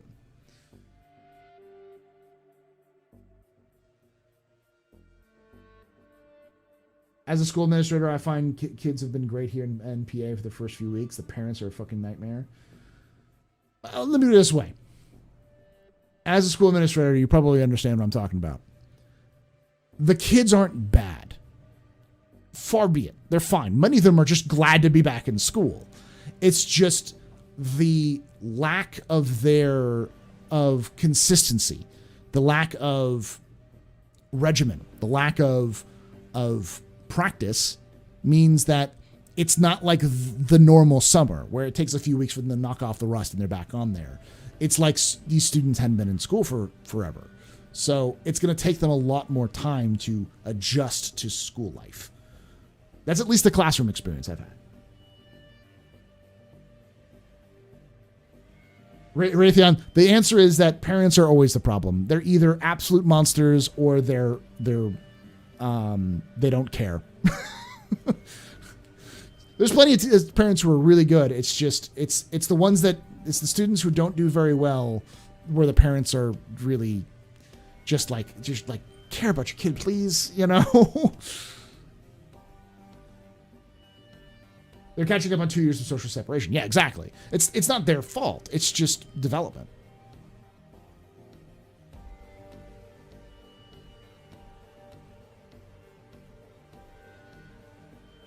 Maybe the danger elbow. That's bad for even for you, buddy.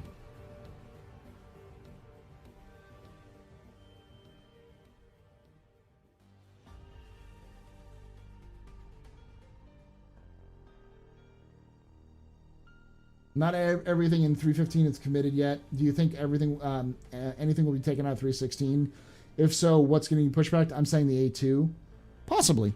I don't think the A2 is going to get pushed, though. I think the A2 will end up in a 3.4.15.1 patch. Teachers are unsung heroes, right? And virtual learning is great for the top kids, but the kids with difficulties really struggle. There's some kids who I think would excel in virtual learning who do struggle who are usually at the bottom because they don't do well in chaotic situations or do well around social pressure. There's some kids who just excel in learning silently, will read books. Those kids are usually more on the innovative or like engaged side with school generally, but I've known plenty of kids who will do no work in classroom, but the second they step out of that classroom, they go into a library, they go into a separate situation, they'll knock out like 3 weeks worth of work in an hour, just because when they can get the right space, they can work. And those students would work really well for virtual learning. Teachers teach and babies at the same time. I feel teachers should be paid more. Thank you. I agree.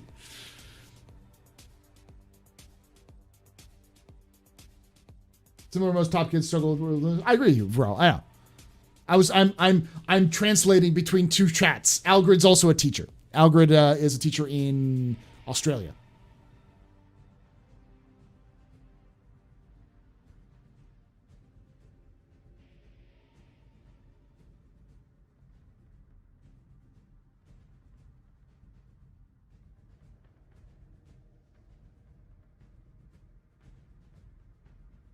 What are the kids who do no homework but ace their tests? I'm going to be real with you. There has been a not insignificant amount of teachers, myself included, who have not been doing homework, not been giving homework. So the concept of homework, and this is getting into teacher theory right here. So I'm sorry we're talking about this right now, but my teacher, you want to learn a little bit about how teachers work? So homework was designed as an idea for allowing students to pursue concepts which wouldn't be as easily done in a classroom, either because of time constraints or because of the physical constraints of a classroom. So the idea being allow kids to learn in a space that's not the classroom because that's more realistic. Kids are going to be learning all the time, and having a way to focus your subject into another means to catch students who don't necessarily learn the same way is great. The problem with homework is that for years, especially when I was younger, it was used as this is stuff you need to learn because we don't have enough time to teach it to you. Do all of these problems in math because I don't have the time to have you do them in class. And that doesn't really work. That's just work for the sake of work. And there's many teachers for many years who essentially gave homework because I had to do homework. You're going to have to do homework. So I don't give homework. What I do is I give the students assignments to work on, sometimes projects, and they can work on it on their own, on home, but I never assign homework. And I think that's what a lot of students, there's a lot of teachers who are like that, with me, just because of that sort of thing.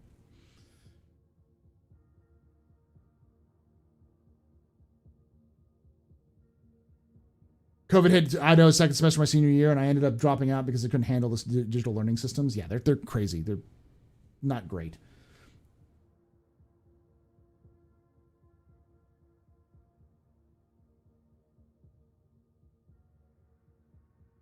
When I was failing English, I had a 50 out of 100. I asked the teacher, so she fails, will summer school help? The teacher said, no, I'm passing her next grade because I hate the governor. Wow, yeah. Whew. It was a bad joke, Danger Hobo. That's what I was trying to say.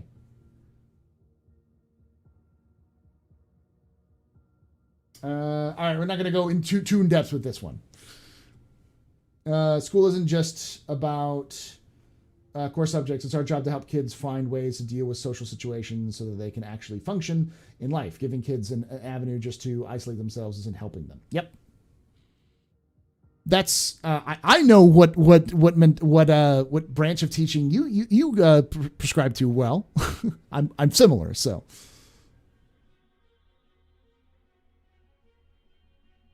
Do homework but ace tests in high school as a do no homework as a very weakening college. That was several decades ago. I had to learn study habits.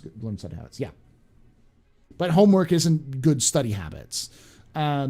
Giving students the ability to plan or focusing on note-taking skills with things like Avid. Avid's a great program that those sort of things that focuses on skills for college is better than just slinging homework at them.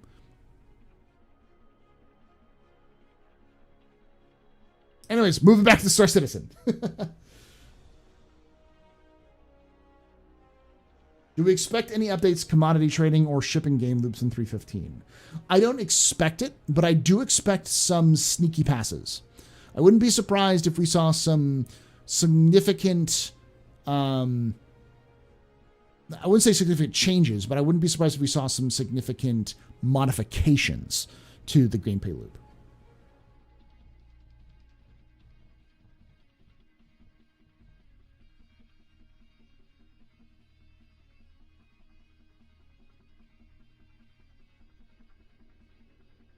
Question, do any of my students play Star Citizen? Do you talk about it all with the students or creating classwork with it? No. There are too many legal problems about connecting a school with students. Now, you'll notice that I keep my stream as 18 plus, but I have heard horror stories about things that happen. Generally speaking, in my experience, 90% of the time, as long as you have the right intentions with students, no one really cares. There's plenty of stories about, my mom can't come pick me up, but, my teacher lives a couple blocks away from me. So my teacher used to just drive me home from school or drive me home for school in emergencies, or this thing happened and this happened. That happens a lot, and, teachers are people. We live outside. So if I live near my school, or if I go to anywhere like shopping around my school, I'm going to run into my kids. They work in the areas around the school because they live around there.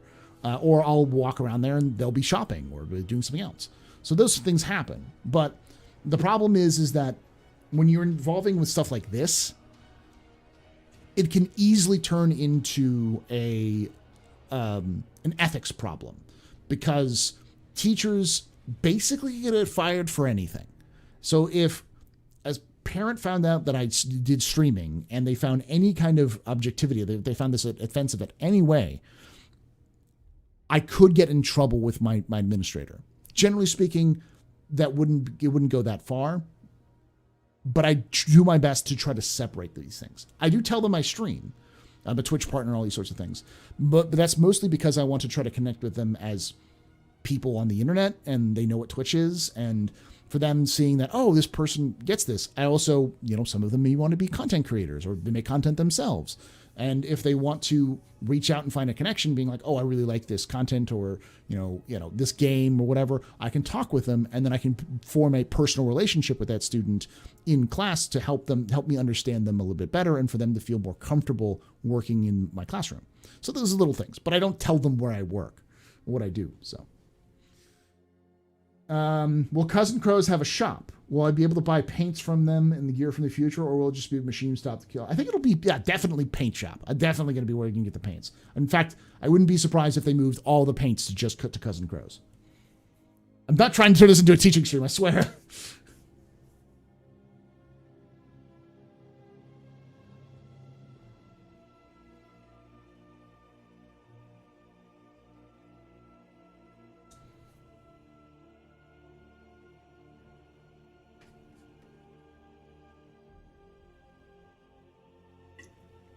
Yo, Guahir, how you doing, buddy?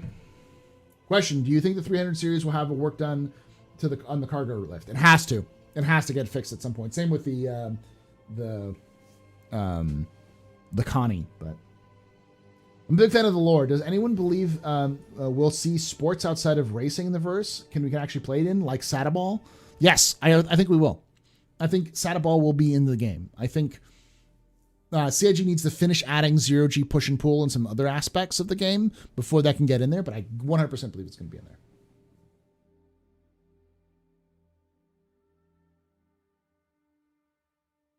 Any info on the swappable modules in the Carrack? Do you think it'll be a decent medical ship if there's med modules? No information yet, though. So if you did Xenothread at all and you try to put the cargo into the physics grid of the Connie, and you raise the Connie's bay, cargo will spill out. It still clips through.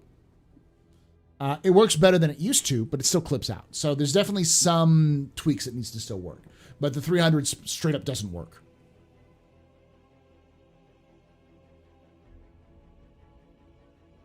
All I want is a gaudy yellow retaliator skin. Mustard actual! Yes, cargo Olympics are a thing. Argo's key to the ship in the cargo Olympics. Yeah, the cargo Olympics. And then there's the smuggling.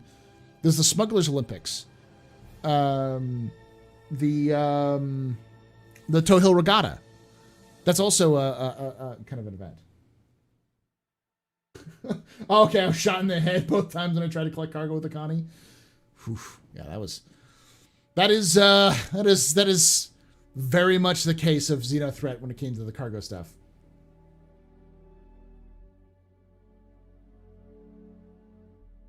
They said that with the reset, we may be given a bonus AUEC from everyone that did the CDF missions. If they do give us money, how much would be acceptable? I'm thinking 1 million per rep level would be acceptable.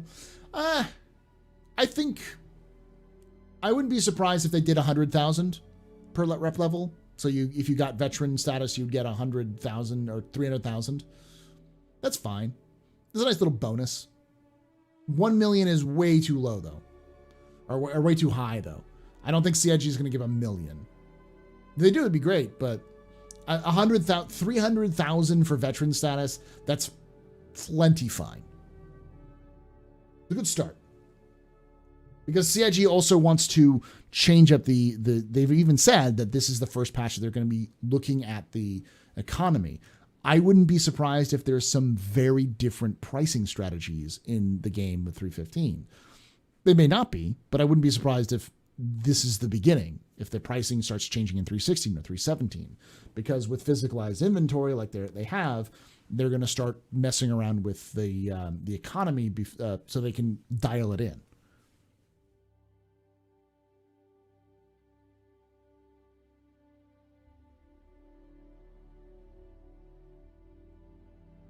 Question, do you think at some point CIG would add actual racing tracks to planets like racing tracks from Star Wars Phantom Menace? Yeah. I would hope that we see straight up like F1 racing, or like not maybe not NASCAR, but like Formula 1 racetracks inside cities. I'd love to see like a Lorville track or an ArcCorp track. Be fantastic. CIG's explained the lift issue is desync with servers. Yeah. So, but I mean, the lift issue with the 300, the physics grid doesn't really work in the 300 right now. So.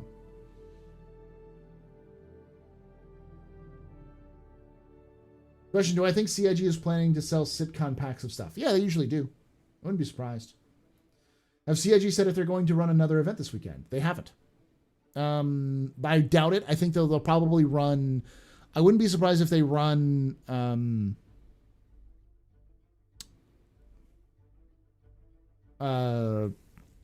not this weekend, but next weekend they'll run Ninetales, another Ninetales lockdown. Question, do you think we might see an actual space casino added someday? Yeah, for sure.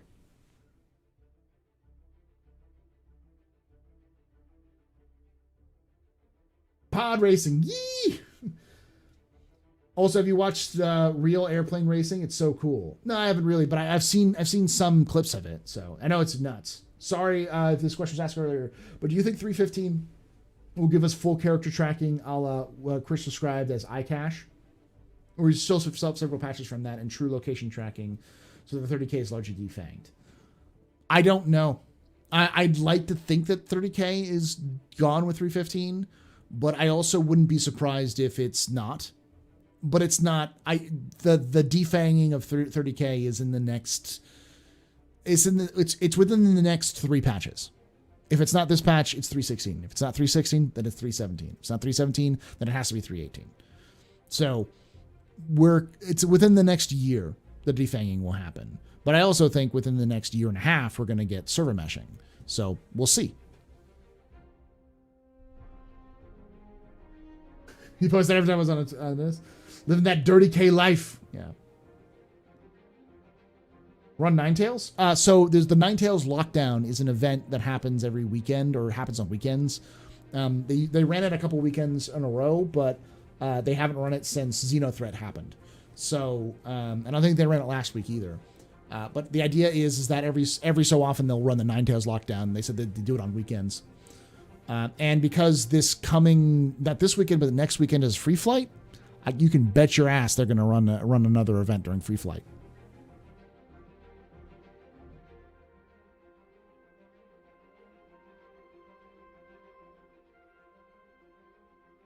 Not that it matters, but it's odd that they ran Xenothreat event right before a wipe. Or do you think they decided to wipe late? They definitely decided to wipe late. That decision came after Xenothreat had already been planned.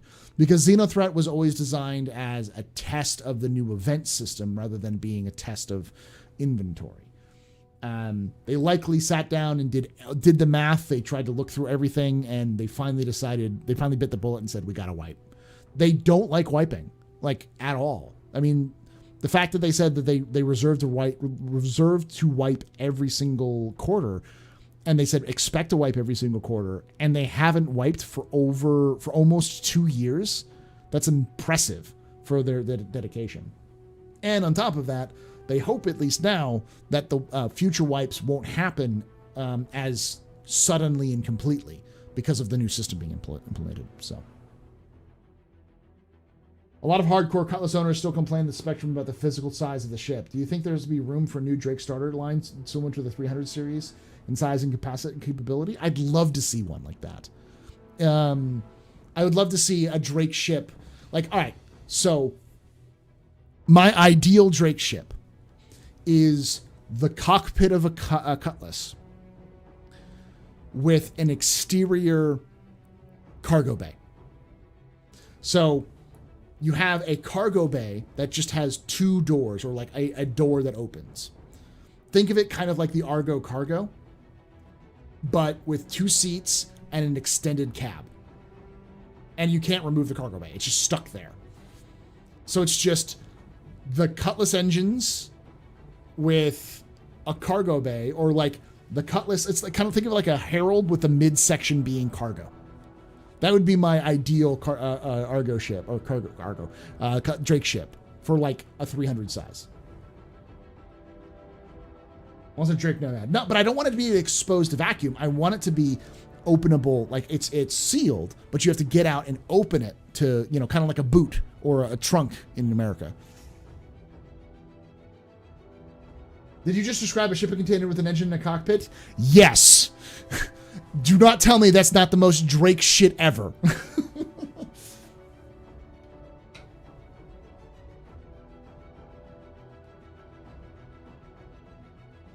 So it's still a Cutlass.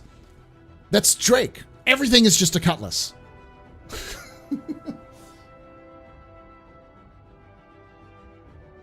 It's just a Cutlass, but different.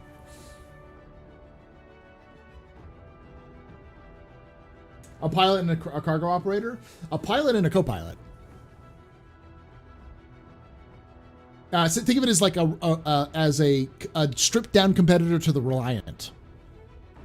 Question: what is your thoughts on the shields after the recent balance changes? Most large ships will not be able to reset and recover their shields during dedicated attacks. So what do you think the shield's role with larger capital ships should be? The shield operator is going to be moving shield facings to the right locations. Remember that larger ships have shield facings, smaller ships do not. So larger ships, the idea is that larger ships do not recycle shields very fast. So the operator is going to have to be pointing those shields in the right area, managing where the shields are most needed to prevent a breach. That's the idea behind it. You can see that in the design right now, is that the idea is that in the future you will need a dedicated shield operator. Right now that doesn't really work, but it's obviously something they want to go down. So you like an Argo with a store-all, but not a removable store-all. So what you're saying is a Raylan, but tiny. Like, nope, there ain't no pooper. There ain't no bed. That ship is just a fucking cockpit.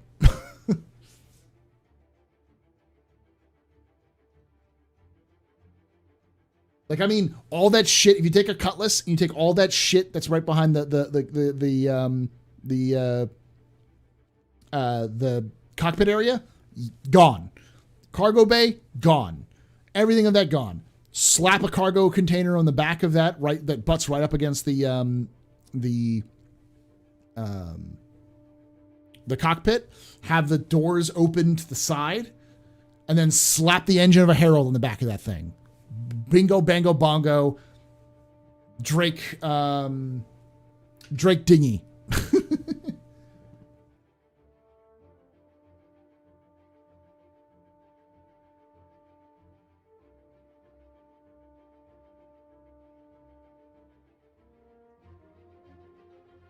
That's just a Hull A, but smaller.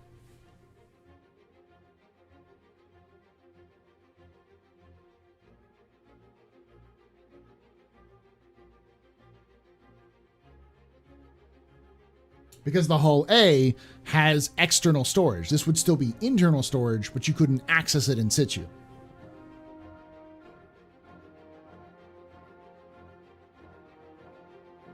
The Drake dinghy, yeah.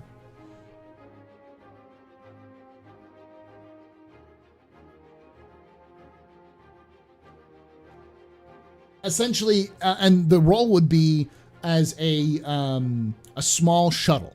Something that doesn't even have a quantum or a jump engine. It's just as a quantum drive. It's designed to go between various planets in a location and in an area and deliver cargo.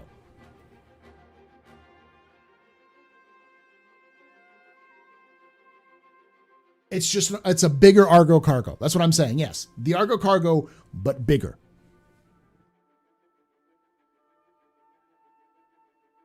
And with a quantum drive.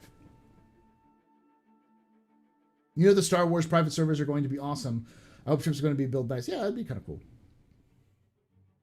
You were literally describing an Argo cargo. Yes, but bigger. And with a quantum drive.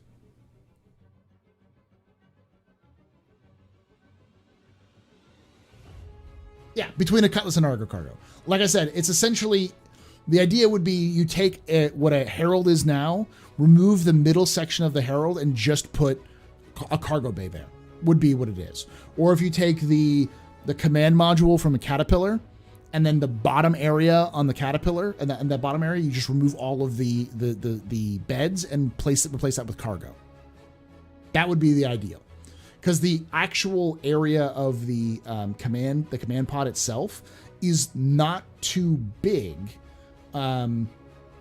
It's fairly small. It's about the same size as a Herald, maybe a little bit taller, but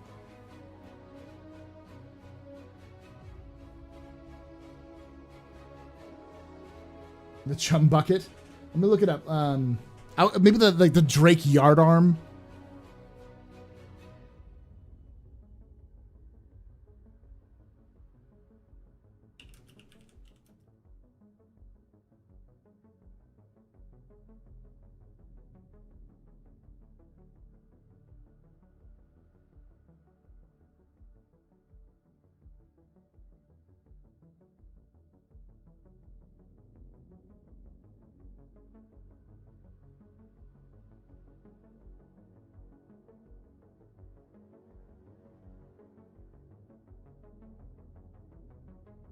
The Drake barnacle.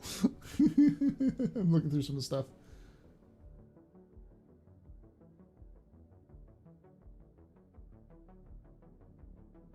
It's not the best at transporting perishables, no.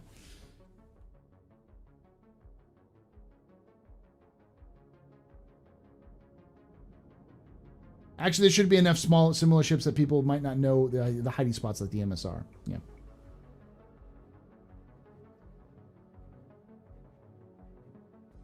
The Drake schooner? Yeah, that'd work.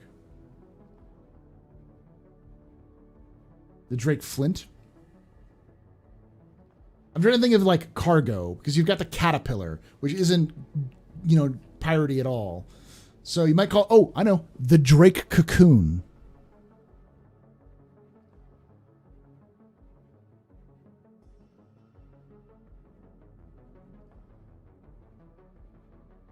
The Drake Cocoon. Or Chrysalis. The Drake Chrysalis. Triple U, thanks for about 57 months. The Drake Moth. Yeah, that Moth would work.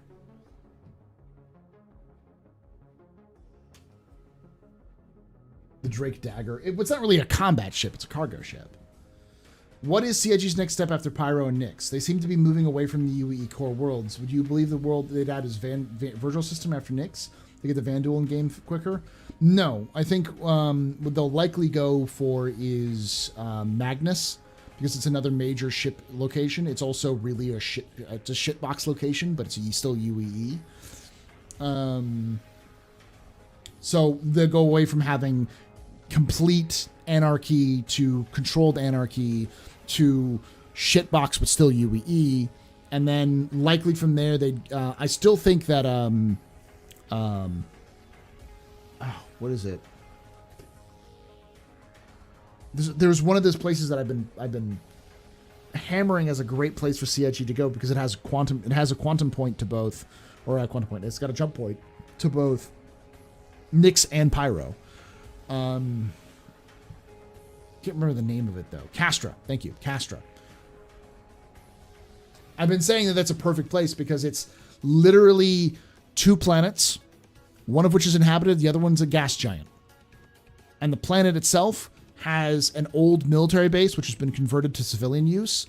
And CIG has already done a shit ton of artwork for it.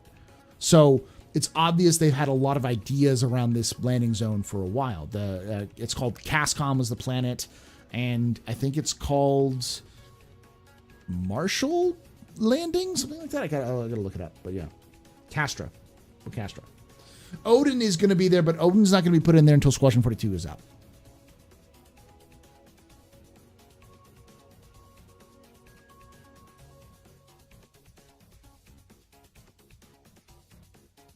The Lorca is the type of sailing vessel, having a junk rig with Cantonese and other Chinese ships, batten sails, the Portuguese and other European-style hull. The whole structure is made up. Yeah, it would be perfect. The Lorca. The Lorca would be a good name for it. Yeah. Sherman. Thank you, Sherman. I knew it was some sort of some World War II general's name. Or no, he's a Civil War general. But yeah, same thing idea.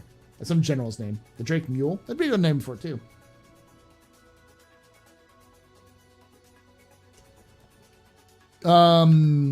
Hadrian, I think, is the water planet. The Drake junk, yeah. The Lorca is a type of junk that's like uses the Chinese style rigging with European style hull design. So how do you think we will? How long do we think we'll see Terra after Pyro? I think.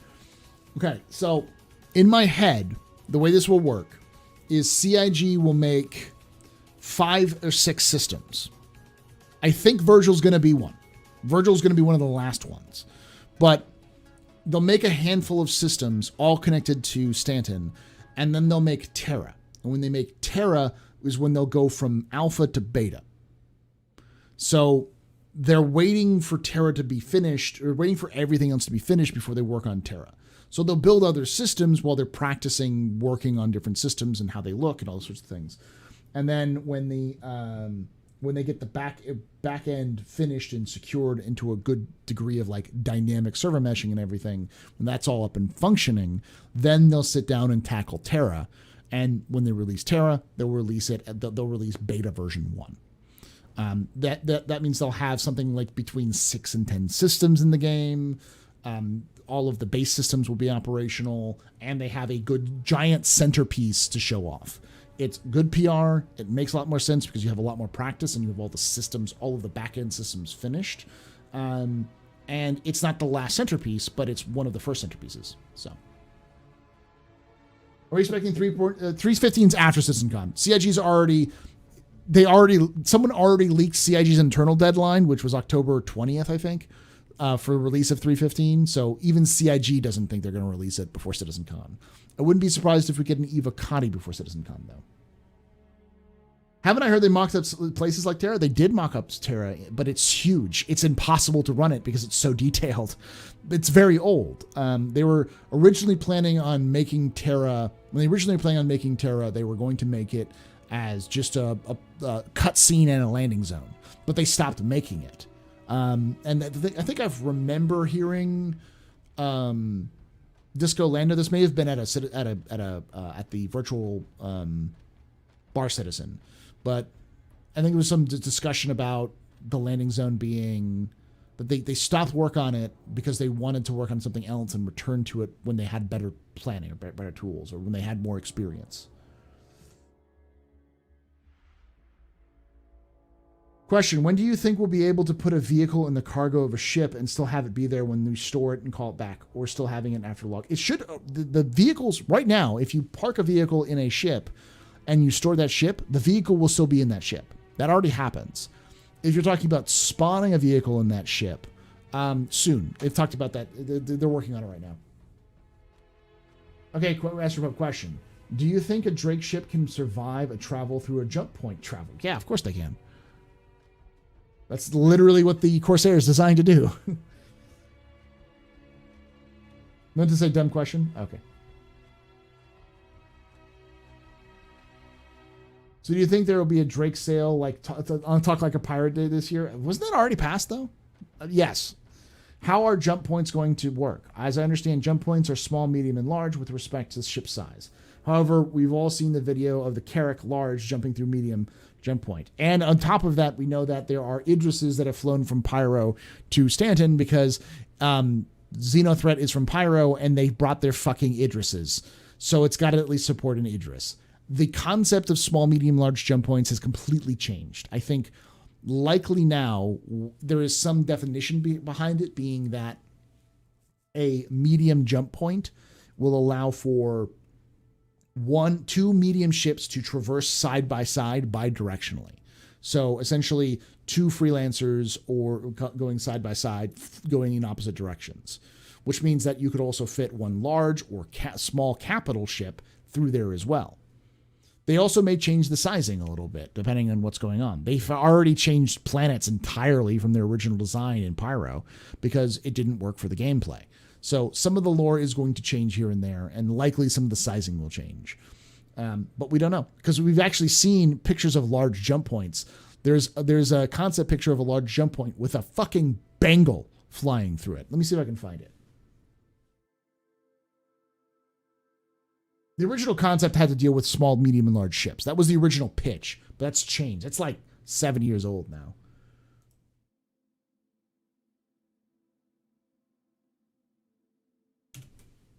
So I can find pictures of it. Here we go. So this is an older picture.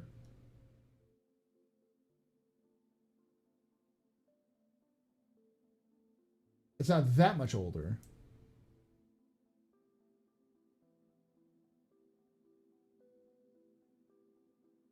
Yeah, this is from like right after the last CitizenCon where they had jump points.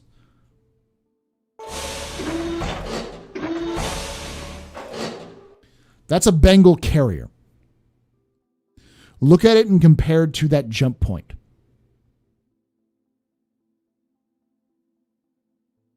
If that's a jump point and that's a Bengal carrier, then that must be a large jump point.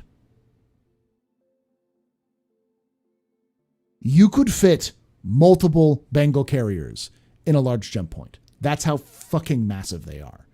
So, but the problem is what they showed off before with the work in progress with the Carrack could fit in it, but it was like kind of tight. But we know an Idris can fit through those fucking things. So they've got to change some of these things up. This is still in concept. They're not completely finished with everything. So, all these things sort of make sense.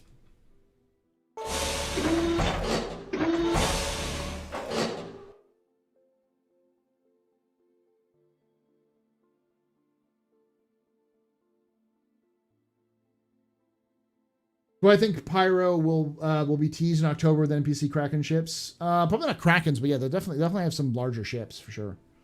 But will multiple ships be able to travel the point at once? At least in lore, they discuss jump points. All of the jump points have been mentioned as bi-directional. There may be monodirectional jump points that only go one way, but we don't know them yet. They've just talked about bi-directional. It's something they add to everything. So ships, in theory, should be able to travel both ways. But that's likely the reason why they have those gate rings, because those gate rings often will probably work as like traffic signals where it'll calculate how many people are going through, and then it'll have like some sort of thing that says, hey, you can't go through right now, wait until this goes past, and then they kind of work as a traffic signal before them, between each one. Now I have to think about the conflict free space again. I want to breach and enter a ship during jumping. I don't know if that's going to be possible. It reminds me of the Ori ring gate from Stargate Race SG-1. Yeah. The jump point the Carrick went through is supposed to be a small point if they decide to add more sizes. It's supposed to be a medium jump point. The one that they jump through between Stanton and Pyro is a medium jump point. Kudos to Janata's owners drop mines in a jump point. Doing that upper decker move, dropping them deuces in the back bowl. Oh.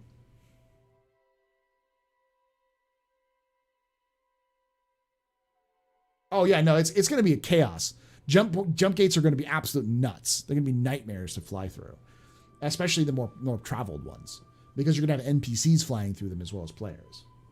I would expect for well-traveled, well-charted, infrastructure jump points to have beacons inside of them. So you'll see, like, you'll fly on one side and the other side will be flying the other way. So there'll be some sort of partition between the two. Has anyone said that CIGF jump points will be jumpable by ships like the Carrick without a ring gate? Yes. All ships can fly through unringed, uninfrastructured rings, for jump points. The original concept of jump points was that they didn't even mention gates before. So there are some places that don't have gates because there's just no infrastructure for them. Like, I wouldn't expect the the jump point between Nyx and Pyro to have a gate, because that doesn't make any sense.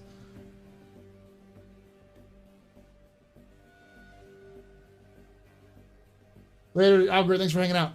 Release date, October 2030. How small is a small jump point then? We don't know.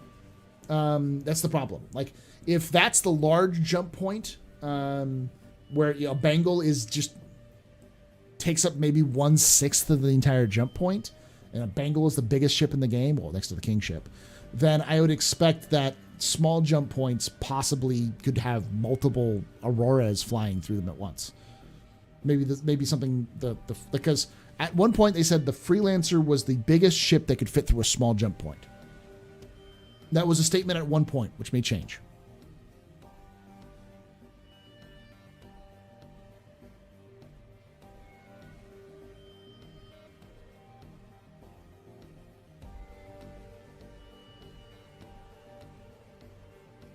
Seeing all the different ships parked on the pads at Port Olisar is a much better experience than seeing closed hangar doors. I don't need that everywhere, but I do need it somewhere. I disagree, but Mr. MN Vikings, just because it doesn't look good to just have ships pop into existence. They look cool on pads, but there's still pads I think pads will still exist. It's just they're going to be used for very different purposes. Well, thank you for that $14 there, Luke. I hope you get to see other types of vehicles, even if you can't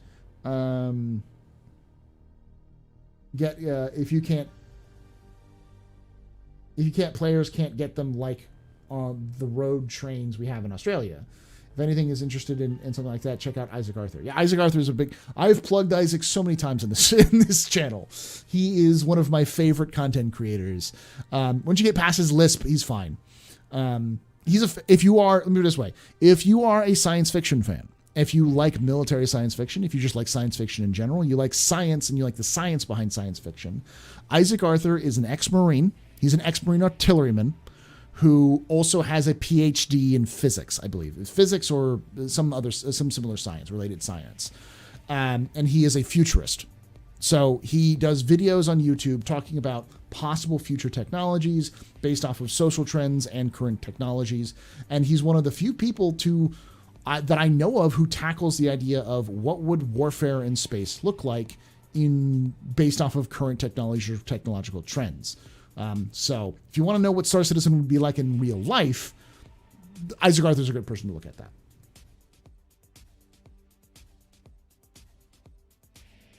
Biggest unidirectional? I don't know.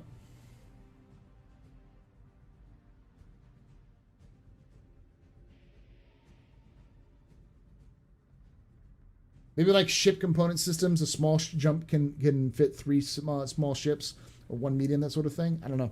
Maybe. This teacher struggles with improper grammar.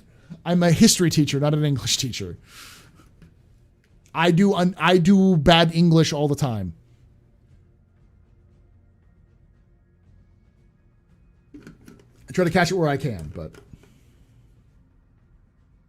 in most games that I have gates or points to jump out are great ambush points. Yeah, I like Karen Travis. She's the former British Navy. Yeah, she did all the Republic Commander books. She also did the best Halo books. The Kilo 5 trilogy is the best Halo books in the Halo lore. Fantastic. She just knows what she's doing because, former British Navy. Sci-fi, thank you for gifting all those subs. I'll accept the wipes and the bullshit when I can get a chainsword. I still want CIG to let me turn out of a Nova tank.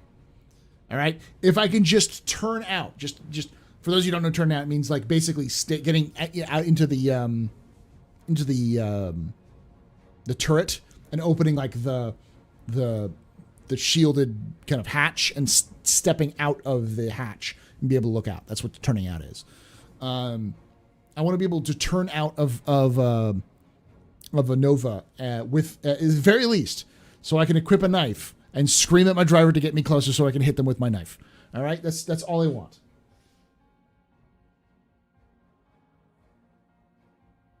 Maybe a small jump point uses unidirectional mode. It can take a Carrack, implying the Carrack could traverse a newly discovered small jump point. We don't know because at one point the largest ship that could get into a small jump point was a Freelancer, which would mean a Dur would be the smallest ship that could actually traverse the best exploration ship that can traverse the most jump points, or the 315.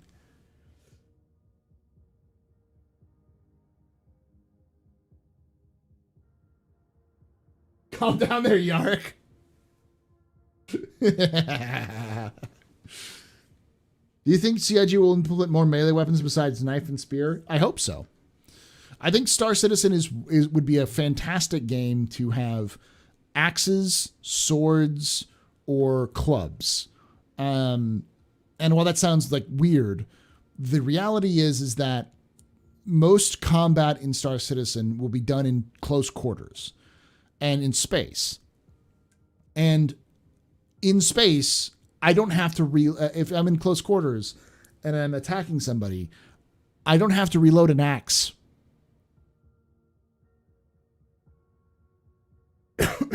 If CIG could get a boarding, like a ballistic shield and a ballistic shield and a boarding axe, I would be the happiest fucker in the goddamn universe.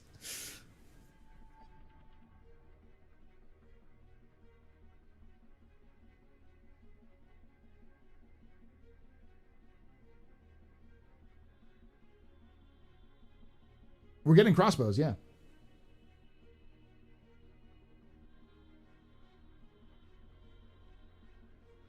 Yeah, the stun baton. We know there's going to be stun batons for sure. I just need to have some sort of ballistic shield to protect me.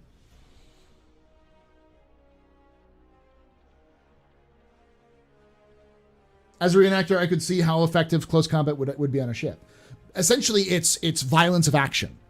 For anybody who knows how combat, it's a theory on combat and how combat works, where the goal of combat isn't necessarily, if you don't have a plan, is don't think, just go.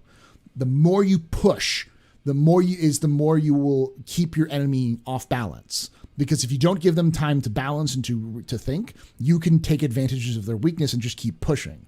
So if you're in a bad position, fight your way out of it. because they won't expect it. You know, as long as you're not completely fucked. But you're better doing something than not doing something, because that will put you at a better psychological balance, and you'll tip the balance against your enemy. So if I'm boarding a ship and I've got 2 people with melee weapons and a ballistic shield, they're running like fucking berserkers all over through those hallways, going quick. They see someone, they're just going to hit them. They're just going to knock them out. They're just going to kill them and move. That way you keep them off balance. Even if those people ended up getting downed or killed, they will do a lot more damage clearing an area than a good slow tactical team with the right weapons would do. Because they're not going to get stuck in corridors trying to aim around and try to fire. They're just going to be moving really quickly and clearing. So, how about sabers and cutlasses? Yeah. Surprise, speed, violence of action. Thank you, Merrick. Yeah. Core and tactics. Exactly. Shock and awe. Yeah. It's essentially what it is. Titan suits are 40k Terminators, Power Axe, Storm Shield boys. Yeah.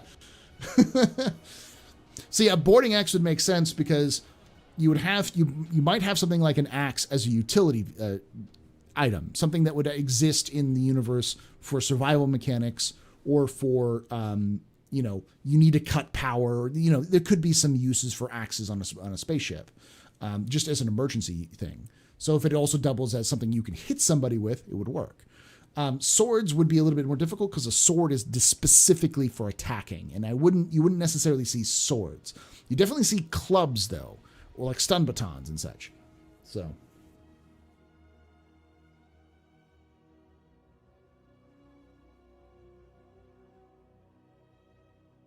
Yeah, PvP is about area control and look strong even if you're low on and HP, yeah.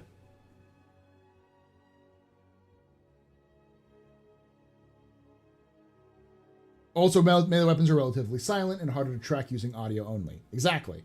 And I don't have to reload. With inventory the way it's working, think about this. With inventory the way it's working right now, you're only going to have a certain amount of ammo on your body. Once that's gone, you're done. If you're in a long firefight, you're going to run out of ammo. If you're boarding a ship, you're going to be killing a lot of people. So you better have a lot of ammo. But if I have an axe, I don't need to fucking reload. And in tight corridors with twisting and turning corridors, I can get to you before you can know I'm there. Or even if you know I'm there, I can get to you faster than you may be able to, and move a little bit more to try to keep your balance off before you can shoot. The reality is that your typical person in reality, your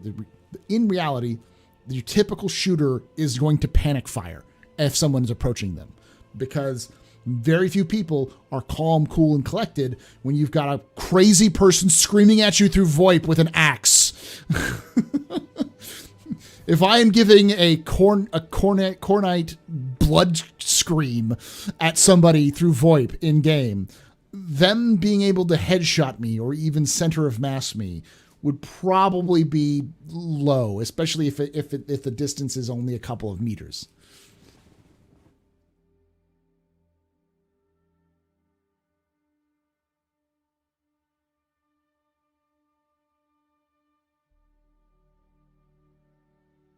Oh, for sure. There'll definitely be stuff that can let you know you're there. The question is, though, if I'm moving through corridors and I knock somebody out, they'll let me know I'm there, but they don't know I'm there. I can keep moving because I don't have to stop and reload. I don't have to worry about jams. I can just keep going.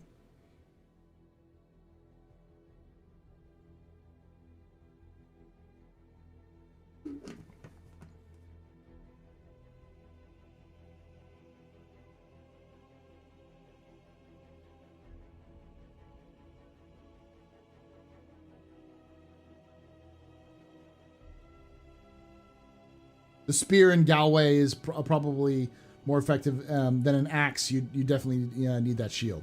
Yeah, you definitely need the shield for sure. Spear in the hallway, yeah. You think we'll ever get armor with personal energy shields? Titan suits probably have shields. Titan suits, yes, but I don't think anything after Titan suits. Why is this the beginning of the end? Question mark. Because we were talking about 315. The beginning of the stream we talked about 315 and how I think that 315 is the end of the beginning. Not the beginning of the end of the beginning. I think I said that properly. Did I put that right? I thought I did.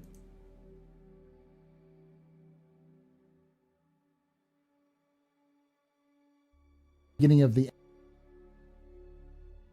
end of the beginning. Yeah, I said the end of the beginning. It's in the title. It's the end of the beginning. Because I think this is the end of the beginning of Star Citizen. 315 is that first step into the final gameplay of Star Citizen.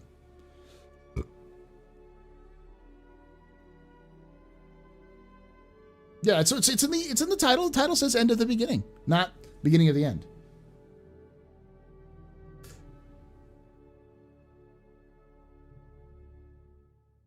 No, we're not getting personal shielding. The Titan suit is going to get shielded. I think it's going to get shielded. I think the Titan suit's going to have tier 0 shields. It'll have the similar shields to something like a Dragonfly. But I don't think, it's a Dragonfly shield. We're not talking about anything crazy. It'll be only effective if you do it on your boxes, yeah. The end of the beginning of the development. I think the end of the beginning of the gameplay.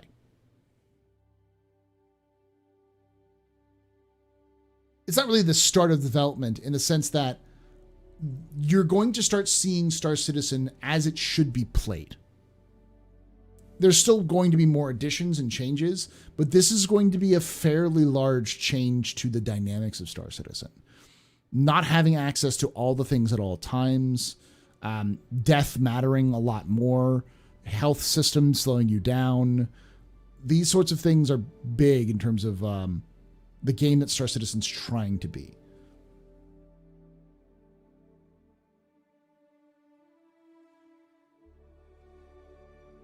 I wouldn't say core gameplay done. We still have more gameplay that's got to be added, but this is a big step in that direction, which is why I think it's the end of the beginning.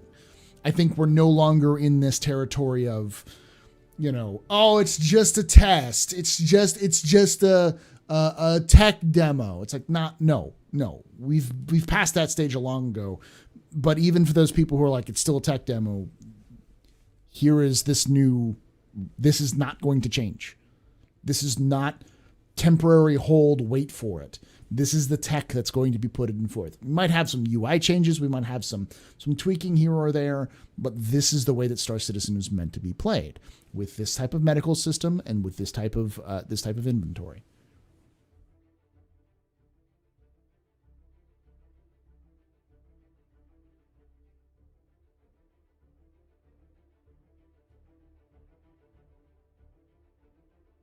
See, S1 shield backpack, it'd be S0. I mean, like, for instance, most of the vehicles in Star Citizen use size 0 shields, except for the Nova, which I think uses size 1. But have you seen Shadiversary look on the gun axe? As well as some pretty cool ideas for melee weapons that could have been? It could have? Oh, I didn't know that. No, I don't watch a lot of Shad. I've seen a little bit of stuff, but I think we'll start seeing a lot of drop-in players, mostly people who didn't realize this kind of game Star Citizen's aiming to be. I think we'll see actually, I don't think we'll see a lot of drop in players. I think we might see players drop, but I think we're going to see a lot more players join.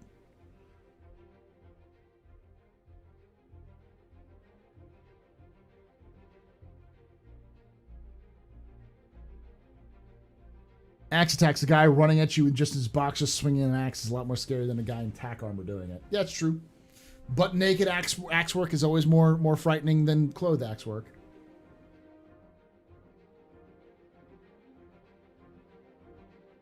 I wouldn't say it. We're missing. We are missing some critical gameplay elements, but the way that this game works, the way the game plays, there's differences between mechanics and foundation.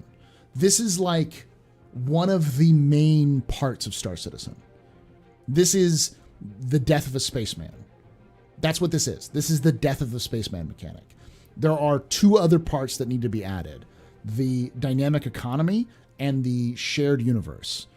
Death of a Spaceman was literally the very first design document they ever produced for Star Citizen, and this is the beginning of Death of a Spaceman, which involves inventory management, it involves health, it involves succession and placement and planning. It's giving life meaning in Star Citizen. This is the start of that. And I have been the apocalyptic prophet for months now, saying that 315 or these two things, inventory and medical, are the biggest changes to Star Citizen, that how everything will change when those are added. And people gave me shit about it, but now even CIG is saying it. This is the end of easy mode in Star Citizen. Yeah, this is the end of fuck around with your friends for 15 minutes and more of you're going to need to plan what you're doing. You're playing Star Citizen, expect the first hour to just be looking where you need to go. Design overview document. They didn't go full white papers. Yeah, it's a design doc. It's still a design doc.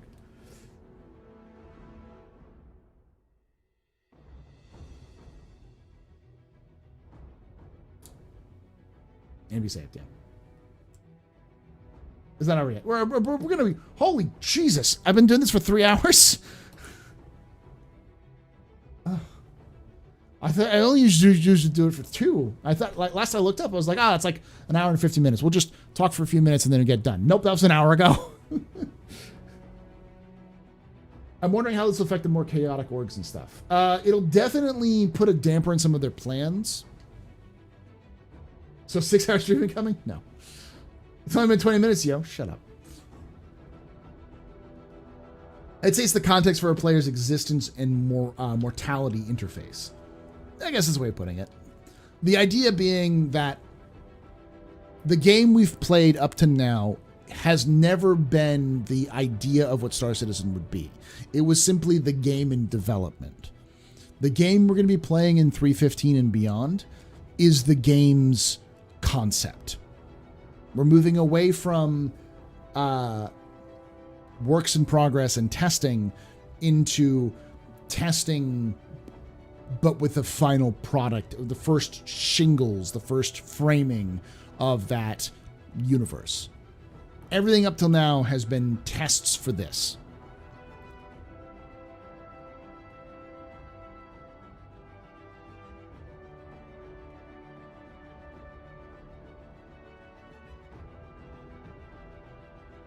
How much conflict do you think we will see now that there are so many penalties? I think you'll still see conflict. I think the purpose of penalties is, you're talking about PvP, I think PvP will be scaled back a lot more. People won't be involved in PvP unless it's absolutely vital. Or they want to absolutely wave their dick around. Which is the point. PvP is not, this game is not a PvP game. This is a game with PvP in it, which is a difference. It's all of the systems are actively discouraging players from participating in PvP. Most player pirates probably won't even raid other players, not because they don't want to, but because they just won't have access to them very easily, especially in the near future. But that doesn't mean you can't expect a player pirate to attack you, or be a player pirate and expect that the ship you pulled out is a player. So conflict will happen, but it'll be much more organic and less always PvP. I think that's going to be the biggest drop in player base. It isn't going to be the average player. It's going to be PvP players who've seen this game as just an open world PvP haven up until now. Now that it requires a lot of practice and planning, and even if you're on the right side of the law, you're still going to be penalized. That's just how it works. Essentially, I think I said this in the captain's table, those of you who've been complaining have been saying that, like, prison is a punishment, it deserves punishment for bad people. Well, you're about to experience what players in prison have been experiencing for the last several months. Welcome to our world.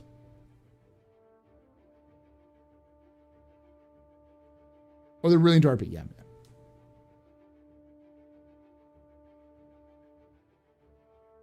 I think PvP is going to happen. I think PvP is going to be organic, though. I think the way you'll see PvP is you're in a remote system that doesn't have a lot of infrastructure, but it has a lot of resources.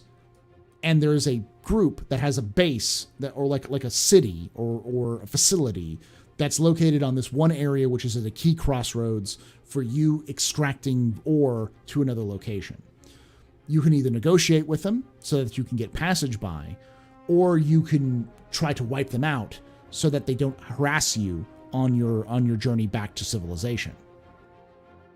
And as a result, PvP will be the natural outgrowth of conflict amongst players in terms of resource acquisition, or in terms of strategic placements for resource acquisition, which is a lot more realistic to how war actually happens, rather than I want to fuck someone up.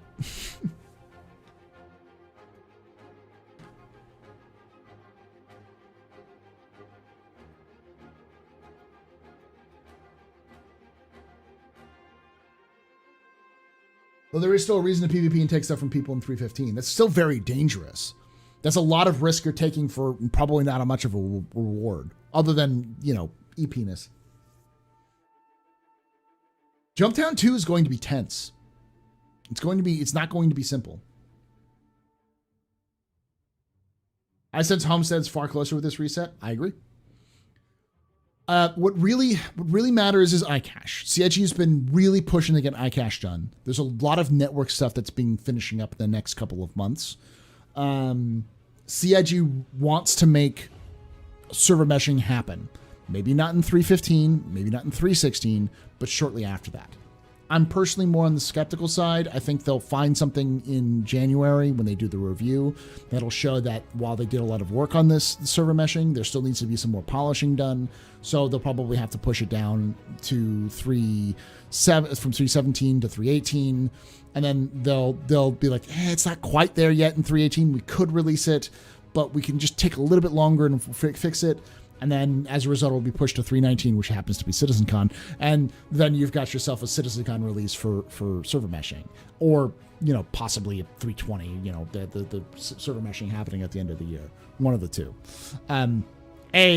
CIG they don't seem to be beholden to releasing important tech at CitizenCon, but if the options are there, they're going to err on the side of their biggest marketing event of the year. Just how that works. You want to add Virgil before Terra and Virgilians first. We'll see the struggle. We'll see it slug it out with the Vanduul before anyone else. Oh yeah, they'll definitely add Virgil before Terra. Hey, Little Richie, thank you for that 5 months, buddy. Paul, has CIG said what happens to the player when their 30K happens? No, that's still a huge question that we don't know the answer to. Does a player just return back to their home spawn, which is, I think, what they implied with the last ISC? Are they considered dead? Like, because they're missing, because their player character is missing, so they're just assumed dead and then respawn back at, the local medical place, just kind of like how ships are missing, assumed destroyed by the game right now when 30Ks happen. We should ask CIG, but there's no platform to ask CIG on. I mean, I could post it in Ask a Dev, but I don't know if anyone would answer it, because I think CIG likely doesn't know, or they haven't fully fleshed it out yet. Like, I can almost guarantee you CIG wants the player's persistence to exist. They want player persistence tracking to exist in 3.15, if they can make it work. But they don't want to commit to it if they can't get it done, and they don't want to tell you no if they think they can get it done.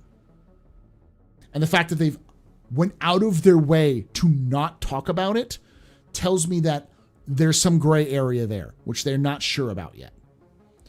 And they're all hands on deck with making stuff for that in CitizenCon. So, yeah, and that may be something they don't want to tell us until CitizenCon. So, oh yeah, the second that PTU goes live, the second that Eva Kata goes live, that's what people are going to be looking at.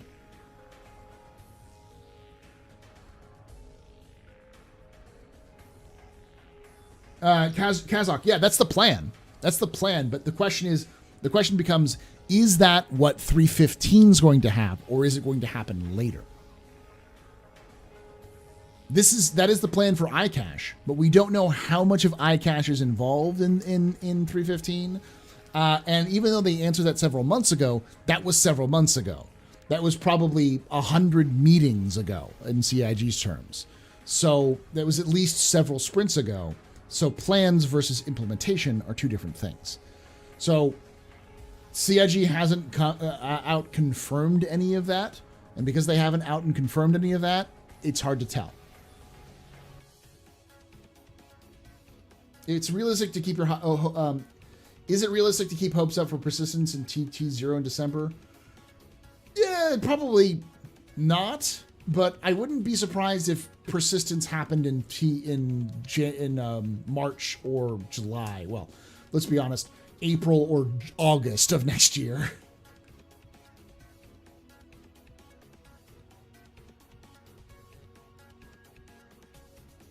They'll probably ninja a more server mesh with 315 as well. They're definitely doing something behind the scenes.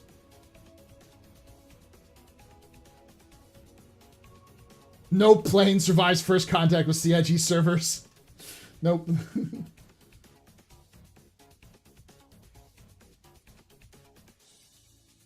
But that's 100% the plan with iCache. The problem is that CIG will describe something as a brick. iCache. This is the thing that they're doing, and they're putting it in place. The reality of that iCache is that it's not one brick. It is dozens, if not hundreds, of different small programs that are working together to ensure that that persistence works. They've already even said they've gone out of their way to say that this is not full persistence. This is version 1 of persistence. That implies that there's going to be more additions later, but that also means that anything they don't explicitly say, you wouldn't necessarily believe as existing. So they just haven't talked about it. I wouldn't consider Space Engineers a good comparison to Star Citizen. Not to discredit the game, but I have 17,000 in it. Okay, what's Space Engineers? Personal streaming and server meshing on the tracker says Q2 2022. It gets moved every when they add Q3 2022. It'll be moved to that too. It's not gonna. They don't specifically talk about it. It's just a consistent. They even said that they've removed all everything that has to deal with back end stuff has been removed from the progress tracker. It's just a generic statement there. Like persistences and server meshing are not going to get specific items in the tracker. They never were going to do that.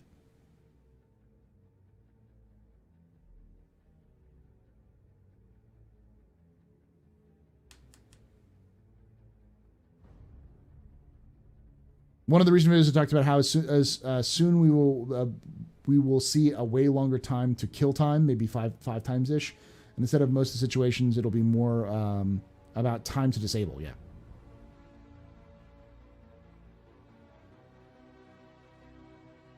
In Space Engineers, the player can live in extremely damaged ships. I think that's going to happen in Star Citizen 2. It's just not there yet. Okay.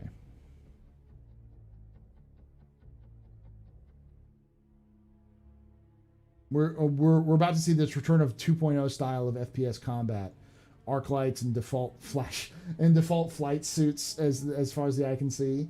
I think for sure, but I also think that honestly, I haven't died that much in FPS combat.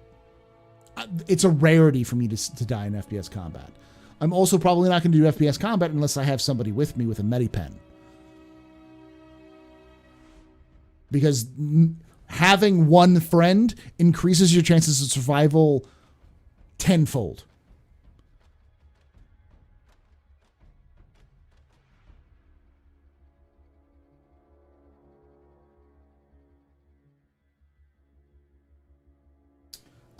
Too many people seem to forget that along with the iCache and meshing, all the pieces have to work with them, like quanta and subsystems sitting in the game right now that haven't been turned on yet. That's true.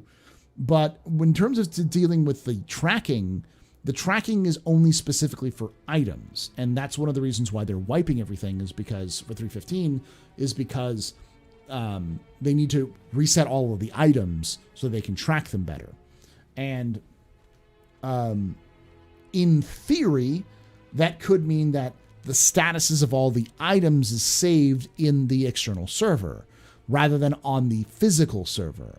So if that's the case, then a 30K shouldn't cause you to lose your ship or the cargo and stuff on the ship, because it should be saved in the last known location. And when you log back in, you should be able to log back into that ship at its last known location. In theory. In practice, that may not be the case. I have a follow-up question for you. With Death of a Spaceman around the corner, do you think it might be the time to start tightening up on camera controls, i.e. peeking around corners through ships, etc.? This can impact the loss of items.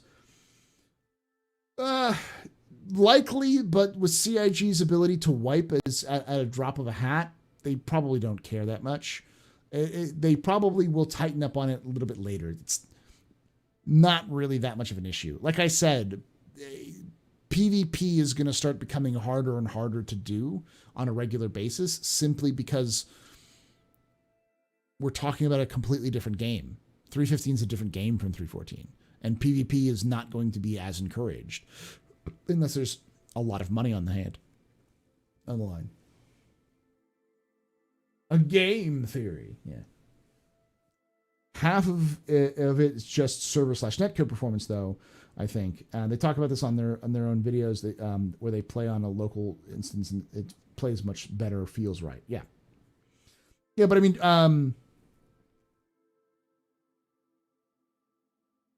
FBIA sucks. No, so the AI doesn't suck. I have played on fresh servers that just spawned and fought AI. They're fucking SEAL Team 6ing you. Like they're Arma AIing, Arma 2 AIing, where this conscript with an AK-47 is hitting you fucking dead in the fucking skull at 500 meters. Like they will fucking murk you if the server is fresh.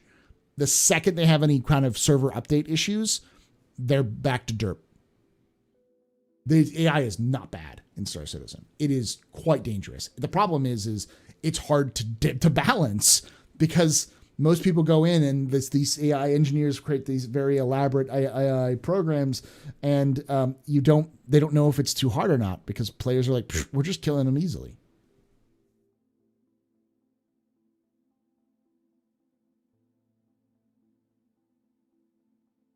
When do you think FPS AI would be a proper for a fight, and don't feel so lame?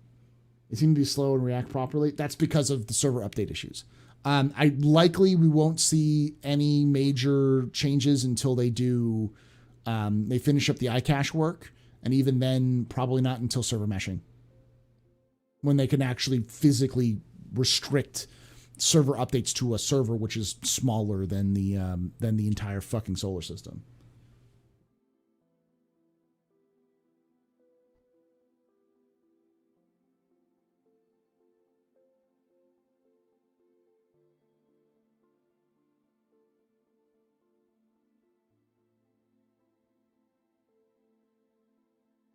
After watching ISC, what's your take on the inventory with 30Ks? That's the question everyone's been asking. I don't know. I need more clarification. It seems in theory like 30Ks shouldn't be a thing anymore, or at least the pain shouldn't be a thing anymore. But because they have actively avoided talking about it, tells me that it's still a thing. That all we're going to see is when you get 30K, now it's going to suck 4 times as hard because everything you had in your ship and your ship is going to be destroyed, and you're going to have to reclaim it, and you're going to lose everything that was on the ship. Which likely is the thing, and it's going to suck, but it's probably not going to be there for much longer. It's probably a patch or 2 before that's replaced. If you've played Escape from Tarkov and you're familiar with Raiders, they're a mix between Raiders and Killa. Yeah, I guess so. Yeah, something between that. It's like Spec Ops on crack when there are only a few people online. Any other day, they're derp as fuck. Yeah. How will the Vanduul space work gameplay wise? Is it going to be the end game raid areas or something? Yeah, very much. I mean, you could probably not end game raids. You could just go there and fuck around. The theories that a lot of players have are, bounties on Vandal. So like you can go to Vandal space and just kill fuck tons of Vandal and come back with like confirmed kills and cash those in for money with the UE. Or specific missions to go into Vandal space and clear out areas. They're likely not going to be easy. There probably are something like in-game raids, but I wouldn't be surprised if players could just casually do them as well. Question, do you think we'll ever get more people cap on the server before server meshing? No, I think meshing has to happen before we get the caps. When meshing happens, I think they'll increase the cap. Because the problem right now with the cap is there because the server can't load 100 different people spawning a bunch of different entities in all over the system. CIG has run tests with 110 players in a server. It was like 4 FPS, but it worked. It didn't crash the server. And that was well before the current tech that they have had. So the functionality of 100 players or 1,000 players on a server blade is 100% possible. It's just performance is the issue. And I think you're not going to be able to get that performance until you section off the universe into individual servers with server meshing. That will reduce the amount of entities that are spawned in those areas, which will then increase the performance all around. My issue is that the game is nowhere near stable enough for the kind of punishing gameplay the single bug can put you in a situation to claim a ship and lose everything in that ship. I agree, but it's done. And you're not going to be able to add anything else into the game until that is done. For server meshing to exist, you need this system in place. For physicalized cargo to be in place, you need that system in place. And for the systems that will allow for 30Ks not to hurt, you need that system in place. So it's one of those situations of cart or horse. It's like chicken or egg. You're damned no matter what you do. So you might as well just rip that fucking Band-Aid off. It's done, put it in there, get it testing.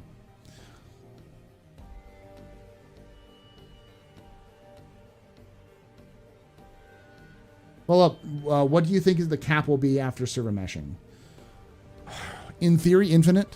In reality, I think static server meshing, you'd probably see 200, maybe 160, between 150 and 200 people will be the cap.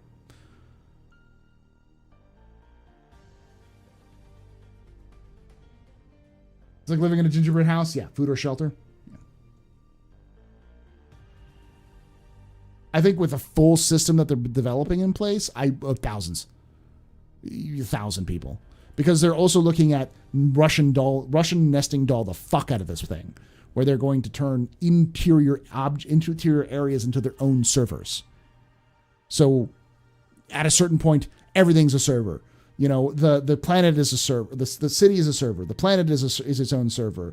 The space around the planet is its own server. Empty space is its own server. Your ship is its own server. Your fucking brain is its own server. Your dog is its own server. Everything is servers. The Oprahs of servers is, how they're at least going down that route to make the game more efficient and just streaming everything in and out as rapidly as possible. So your brain is a server. Everyone gets a server. Yeah. The Quanta is a separate system. It completely doesn't use the servers that the gameplay uses. It uses a completely different system and then streams into the servers.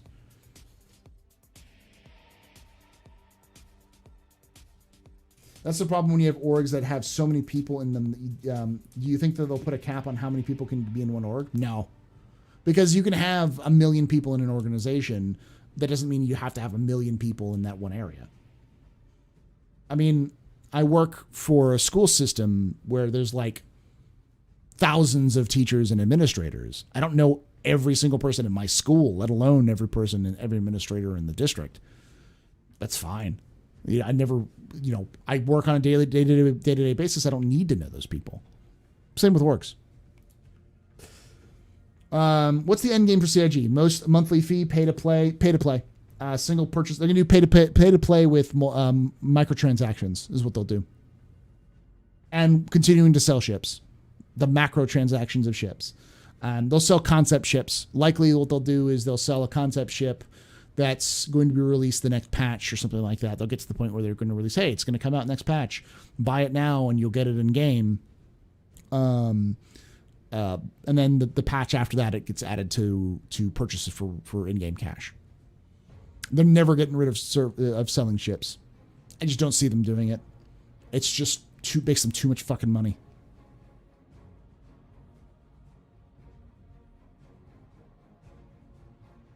Yeah, you have to pay to play. You have to, in order to get the game, you have to pay for the game, but there's no subscription services.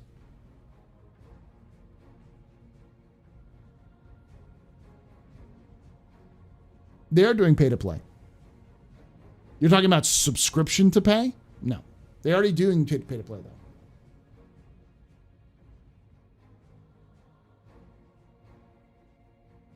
No, not subs. They're doing buy to play. You buy it once and that's it. No, subs do not work. Not in the current market. They'll never work. Subscription model is dead. No one will pay a subscription model. Here's the problem. Subscription model means you have to pay for a subscription for the service. And that service, that amount of money has to be available to run the service well.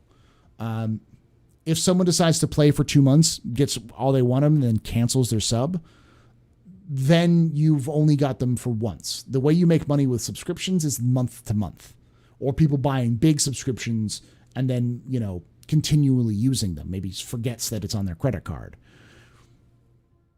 Most people, though, will just use free trials, and they'll find ways around paying for the service. They'll do their best to try to cut out that. So, and people are turned off by subscriptions because when they play the game, they want to play the game, they want to put the game down and pick it back up. They don't want to have to pay $60 to get the game, and then 6 months later when their subscription runs out, they have to pay another $60 to get the game. Fuck that. I'll use my $60 for another game. That's like you're paying a lot of money for not a lot of reward. Whereas if you just buy the game, you always have it there. You can always return to it. And if you get really invested in it, you can buy microtransactions like skins or, ships, that kind of thing. That's just how it works. I know that sounds like shit, but no. Yeah, $15 a month is $180 a year. That's not cheap for just access to a game. Yeah. And it's like, oh, we'll make it cheap, like $2 a month. Then CIG doesn't make any money. Just the fees alone wouldn't get them enough. It has a low profit ceiling compared to micro, and also Star Citizen is not making a game. CIG is not making a game that's going to be cheap to run. Star Citizen is going to be very expensive to run, just from the server cost alone. Your friends won't pay subs, so you won't play. Yeah.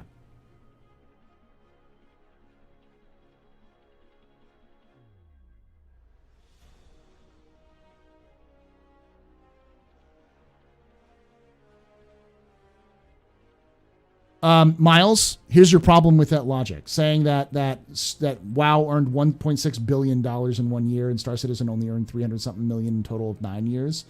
WoW is fucking WoW. WoW is the exception that proves the rule. Look at any other game other than WoW that uses a subscription model in the last 20 years and see how quickly they switched to free to play. Star Citizen is not WoW. It will never be WoW. WoW is an absolute mind-boggling success. That's like saying all games should be free to play because, Fortnite was free to play. And Fortnite made $7 billion in 4 hours.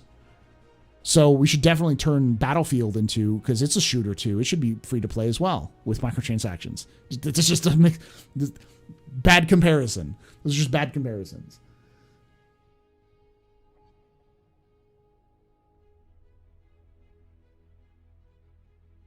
when you rake in $1.6 billion, how much money does Blizzard's WoW division cost to run though? $1.6 billion sounds like a lot of money, but we're talking about WoW.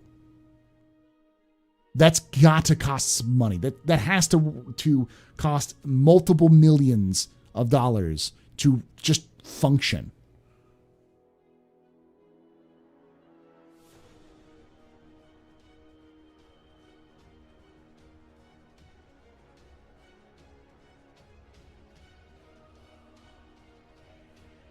That's what I mean. It'll never have the wide appeal of WoW. So it makes no sense to do a subscription model.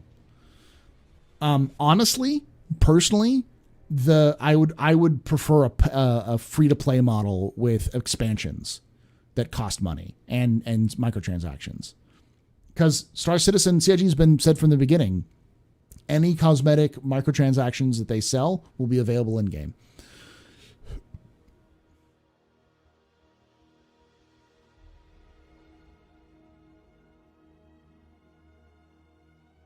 Yeah, I think Star Citizen, if Star Citizen did a free-to-play model where they did microtransactions and bought ships, and you could buy ships, but you wanted to get the expansions to Star Citizen, like, say, get the Banu expansion or the Tavaran expansion, something that would not lock players out of gameplay, but allow for those players to get access to a type of gameplay that other players wouldn't. That would improve you allow for the old school expansion packs. Have a good night there, Witchspace.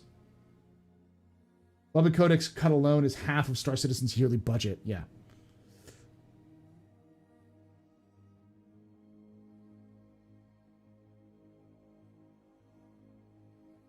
Okay, so Madge, here's the thing.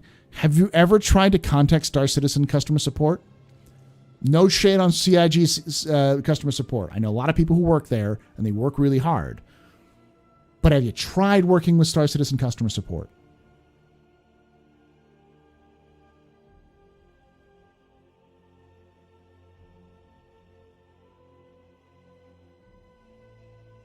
Want to be Birdman? Hurry up and take my money.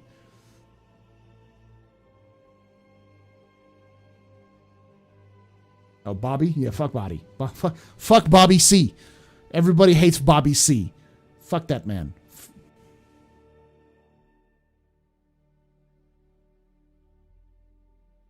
Well, this was the last game that could use subscriptions, and they fucked that up by not putting out content at the same rate as their earlier games had with revenue method. I think EQ, UO, etc. Hence, they soured on subs. Yeah. Yeah, CIG support sucks. You don't want when you pay for a subscription, that money is going to be going into funding the game, not improving CIG support, not increasing the number of people who are on support staff. So just saying that, like, for instance, WoW may have great customer service and their sub model may work, but it works because it's WoW. It's kind of like saying we should do loot boxes because Call of Duty uses loot boxes. Yeah. They're also guaranteed to sell 1 billion copies no matter what. They could make Call of Duty stick figure edition and still make, 1 billion on release because it's Call of Duty. It's just the way that it works. People will buy it because it's a popular IP. Lucasfilm could just shit out another Star Wars and it would make its money back tenfold in the first release day. Because that's how the fucking world works. That's how entertainment works. When you have a massive juggernaut IP, you don't really play by the same rules everybody else plays. Star Citizen may be a WoW replacement for some of us. It may seem to have like a lot of those like anticipatory. You can get a lot of money out of it, but in reality, it's not that kind of wide public appeal. At least not yet. The issue here I have with free-to-play is that most players who come into streams going, is the game discount? They don't last, and with DOS, I would rather be abused in cash as a cash bank holding for just throwaways for XYZ objective. Yeah, I agree. I think there is some merit to having to having pay to play as a paywall. But I think it also restricts players' access to the game. I think something like a discounted pack, like a $10 friend pack, which doesn't come with a ship, it's just an account, would work. It would still give a little bit of a paywall for that free to play, the spam, the money spam. Pull out that credit card and throw out 4,000 bodies at something.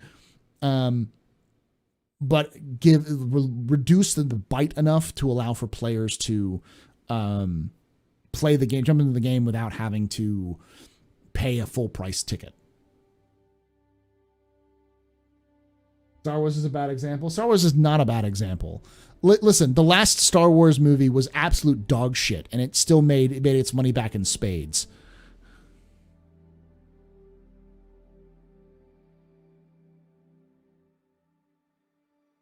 My problem with free to play is that all of them has got the rich kids. They can just buy the max level character, which in my opinion ruins the game. Star Citizen doesn't really do that though. Star Citizen kind of works around that problem by saying the big expensive ships require other people to use it.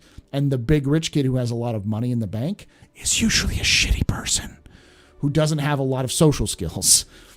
If someone has the social skills and the network and the money, well, those people are going to be better than you anyways. This, just in general, they're going to have the time and effort to be able to put into it that you don't. You can't balance around that, and that no system is perfect for that kind of situation. But CIG has done a fairly smart move by making the more powerful ships require more players, and thus people have to work together, and thus forcing the rich people to deal with the poors. Hey, no, Roberto.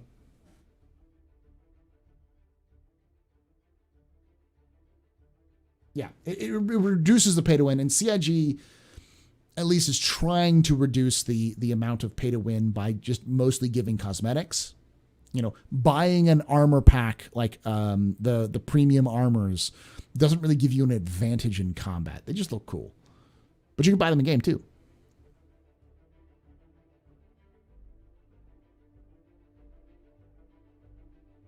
Thank you, a guy named Austin. You nailed it. Star Wars is a movie series that has 2.5 to 3.5 good movies.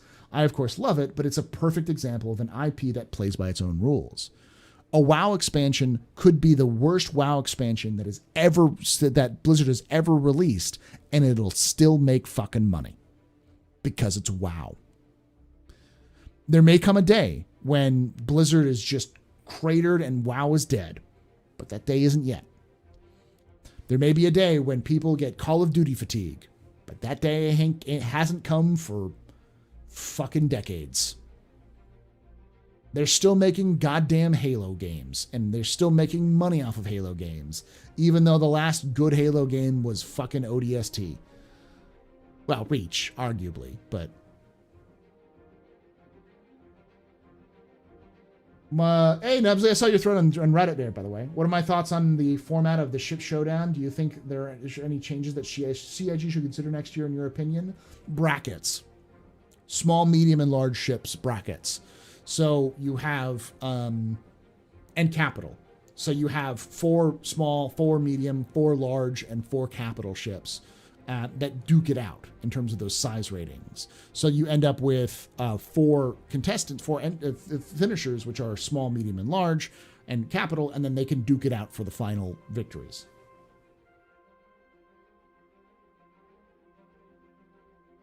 Sociology question. Will growing coverage in anticipation of advancements for SpaceX, Blue Origin boost interest in space and thus space-related entertainment? Yes. There's been a trend of science fiction and space going up. Expanse, for instance, is a great example of that. It was canceled because it was too expensive, but it was immediately purchased by Amazon and brought into their premium brand as a way of getting people in. Look how many space and science fiction IPs and space and science fiction and new IPs and existing IPs which are suddenly coming back to life. There's like 4 Star Trek franchises going on at the same time. Star Wars has fucking television shows now. Like legitimately live action television shows. Like there have been multiple attempts at science fiction franchises from books like Altered Carbon, and then you've got the original ones like Black something, I can't remember the name of it, but like there's Killjoys. There's tons of science fiction. There's even talks about bringing back Stargate SG-1. So there's lots of ideas of coming back to science fiction from old IPs and new IPs coming out, which is because space and sci-fi is hot right now.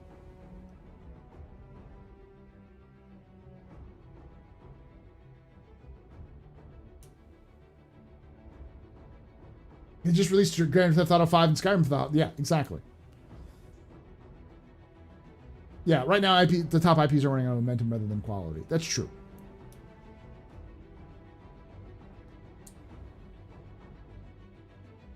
Yeah, Disney bought Firefly. Yeah, Firefly is owned by Disney now.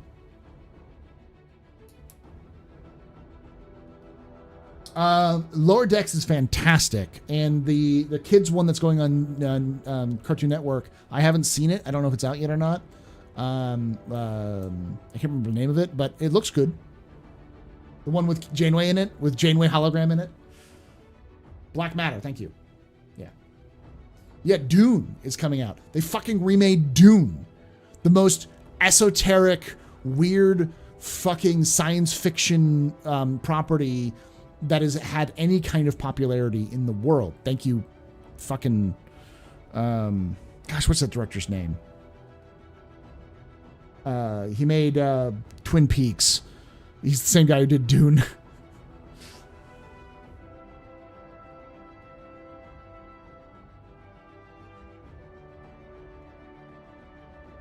David Lynch, thank you. Fuck, they're making a Fountainhead series, aren't they? No, not a Fountainhead. Foundation series, aren't they? Like the Ringworld series has been purchased as well.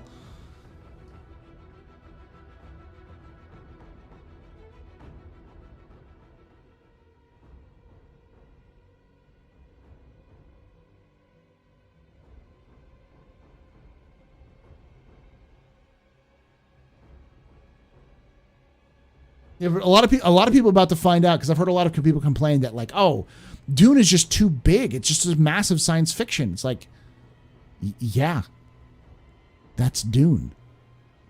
Dune is the fucking Odyssey or the Iliad. It's an epic poem in sci-fi form. It's fucking Brechtian as shit. Like, that's its point. In fact, it's the thing that inspired all primary science fiction that exists today.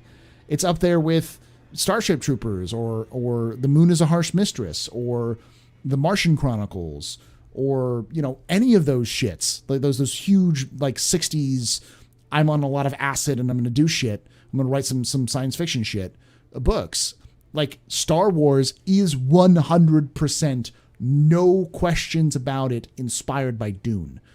The fucking mention of the Kessel Run, the spice runs of Kessel, is a reference, is an attempt that George Lucas made to try to insert his universe into Dune.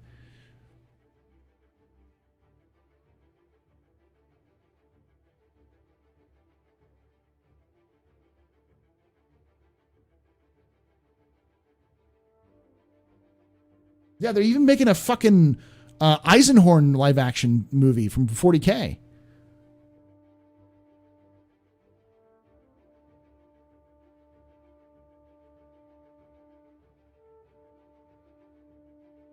In a non-ironic way. Well, I mean, they were contemporaries of each other. Herbert and Heinlein were contemporaries. They talked. They met. Same with Asimov and Clark and what's his name? Dick, Philip K. Dick. They're all contemporaries. They all wrote at the same time. They all wrote science fiction. They probably did cocaine together. They all probably dropped acid together at some point.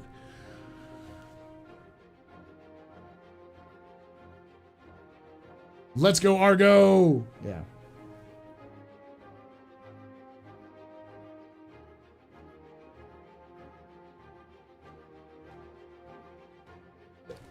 Oh, Dune's already a success. They made a good job of marketing it, and it's going to make money. The question is, will it get a sequel?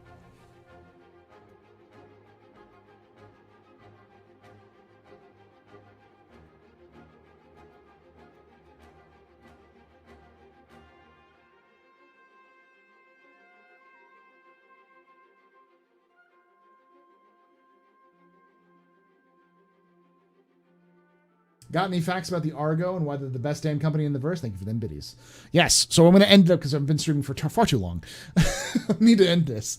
But Argo is literally the name of the creator of Argo Astronautics. It originally started as Argo, AR-GO. It's the first two initials of her name. She grew up on the rails. Her mother was a manager for a maglev train, this huge maglev train that stretched from, I think it's like from like Anchorage to the tip of Chile. It was all over. It's this grand American, trans-American maglev train that delivered goods and people all over the continents, both continents, at incredible speeds. And her mother was a manager on this train network. And so when she grew up, she became a manager herself. And when she started, the problem was that by the time she would grown up, the maglev was very old. We're talking maybe almost 100 years old. And by that point, RSI had developed the quantum drive, had started to colonize Mars, and spread out all over the system. And no one's going to use a fucking maglev when you can use the equivalent of an Aurora to get from Beijing to New York in minutes. There's no fucking point in having a maglev. The only thing that maglev had going for it was that it was cheaper. It wasn't as complicated and was a lot more reliable. The problem was that it was 100 years old and falling apart. So there was a lot of stoppages and slowdowns because they had to replace the tracks on this maglev. She noticed on a stop when they were trying to fix a maglev that some scrap that had been left on the maglev rail had managed to, because of the pressure of the traveling, had managed to essentially do the same kind of spot welding and maintenance, patching, that the maintenance workers would do, but it was just left on the track. So she did some testing and found out that if she just stuck some pieces of metal on the weak spots of the track and then ran the train over it, it would seal the cracks. So she could fix the trains as they were working, as they were going, and wouldn't slow down the process. And this, she patented the idea as Argo, AR-GO in that company, and saved the maglev. After that, Argo began to work as infrastructure for space stations, and for loading and unloading ships, ships would come down and they'd unload and they'd get put on, that cargo would be put on maglevs and sent off. So there was a process. It was a complicated process. So they started to develop means to help them fix that. They also developed the first maglev systems, the first trains on Mars. So part of solving a problem, a logistics problem of loading and unloading stuff from spaceships onto maglevs, they invented the multi-purpose utility vehicle version 1. They call it something different, but it was essentially the MPUV's grandfather, or daddy, really. It's mom. It was the first version of it. And it was so fucking popular that they were used to death because they were simple, effective, as cranes when you didn't have space for cranes, or gravity for cranes. So after about 100 years, 200 years of it being worked, they made the MPUV, which was the replacement for that, which was a little bit more rugged. It was a little simpler, but it had more of a modularity attachments to it, so it could be used for other things. So.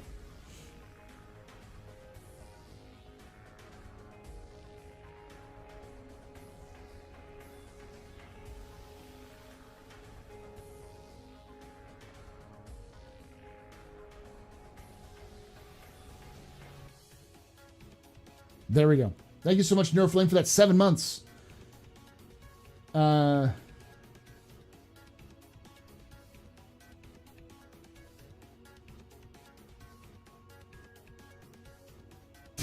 where you can just teach me all day. Yes. Vote Argo. Yeah, I'm going to head out, y'all. Thank you so much for hanging out with us. Vote for Argo MPUV tomorrow, or hopefully when you're watching this right now later in the day. Take it all the way, baby. We can take it to the semifinals. We can take it to the semifinals. We can get our skin. And then we can take it all the way to the finals. And we can do a knockout, drag-out fight with the MSR. Let's go. Thank you all for watching. Like I say every time, hope to see you again soon. But if I don't, hope to see you someday in the black. And remember, Ex Historia ad Astra.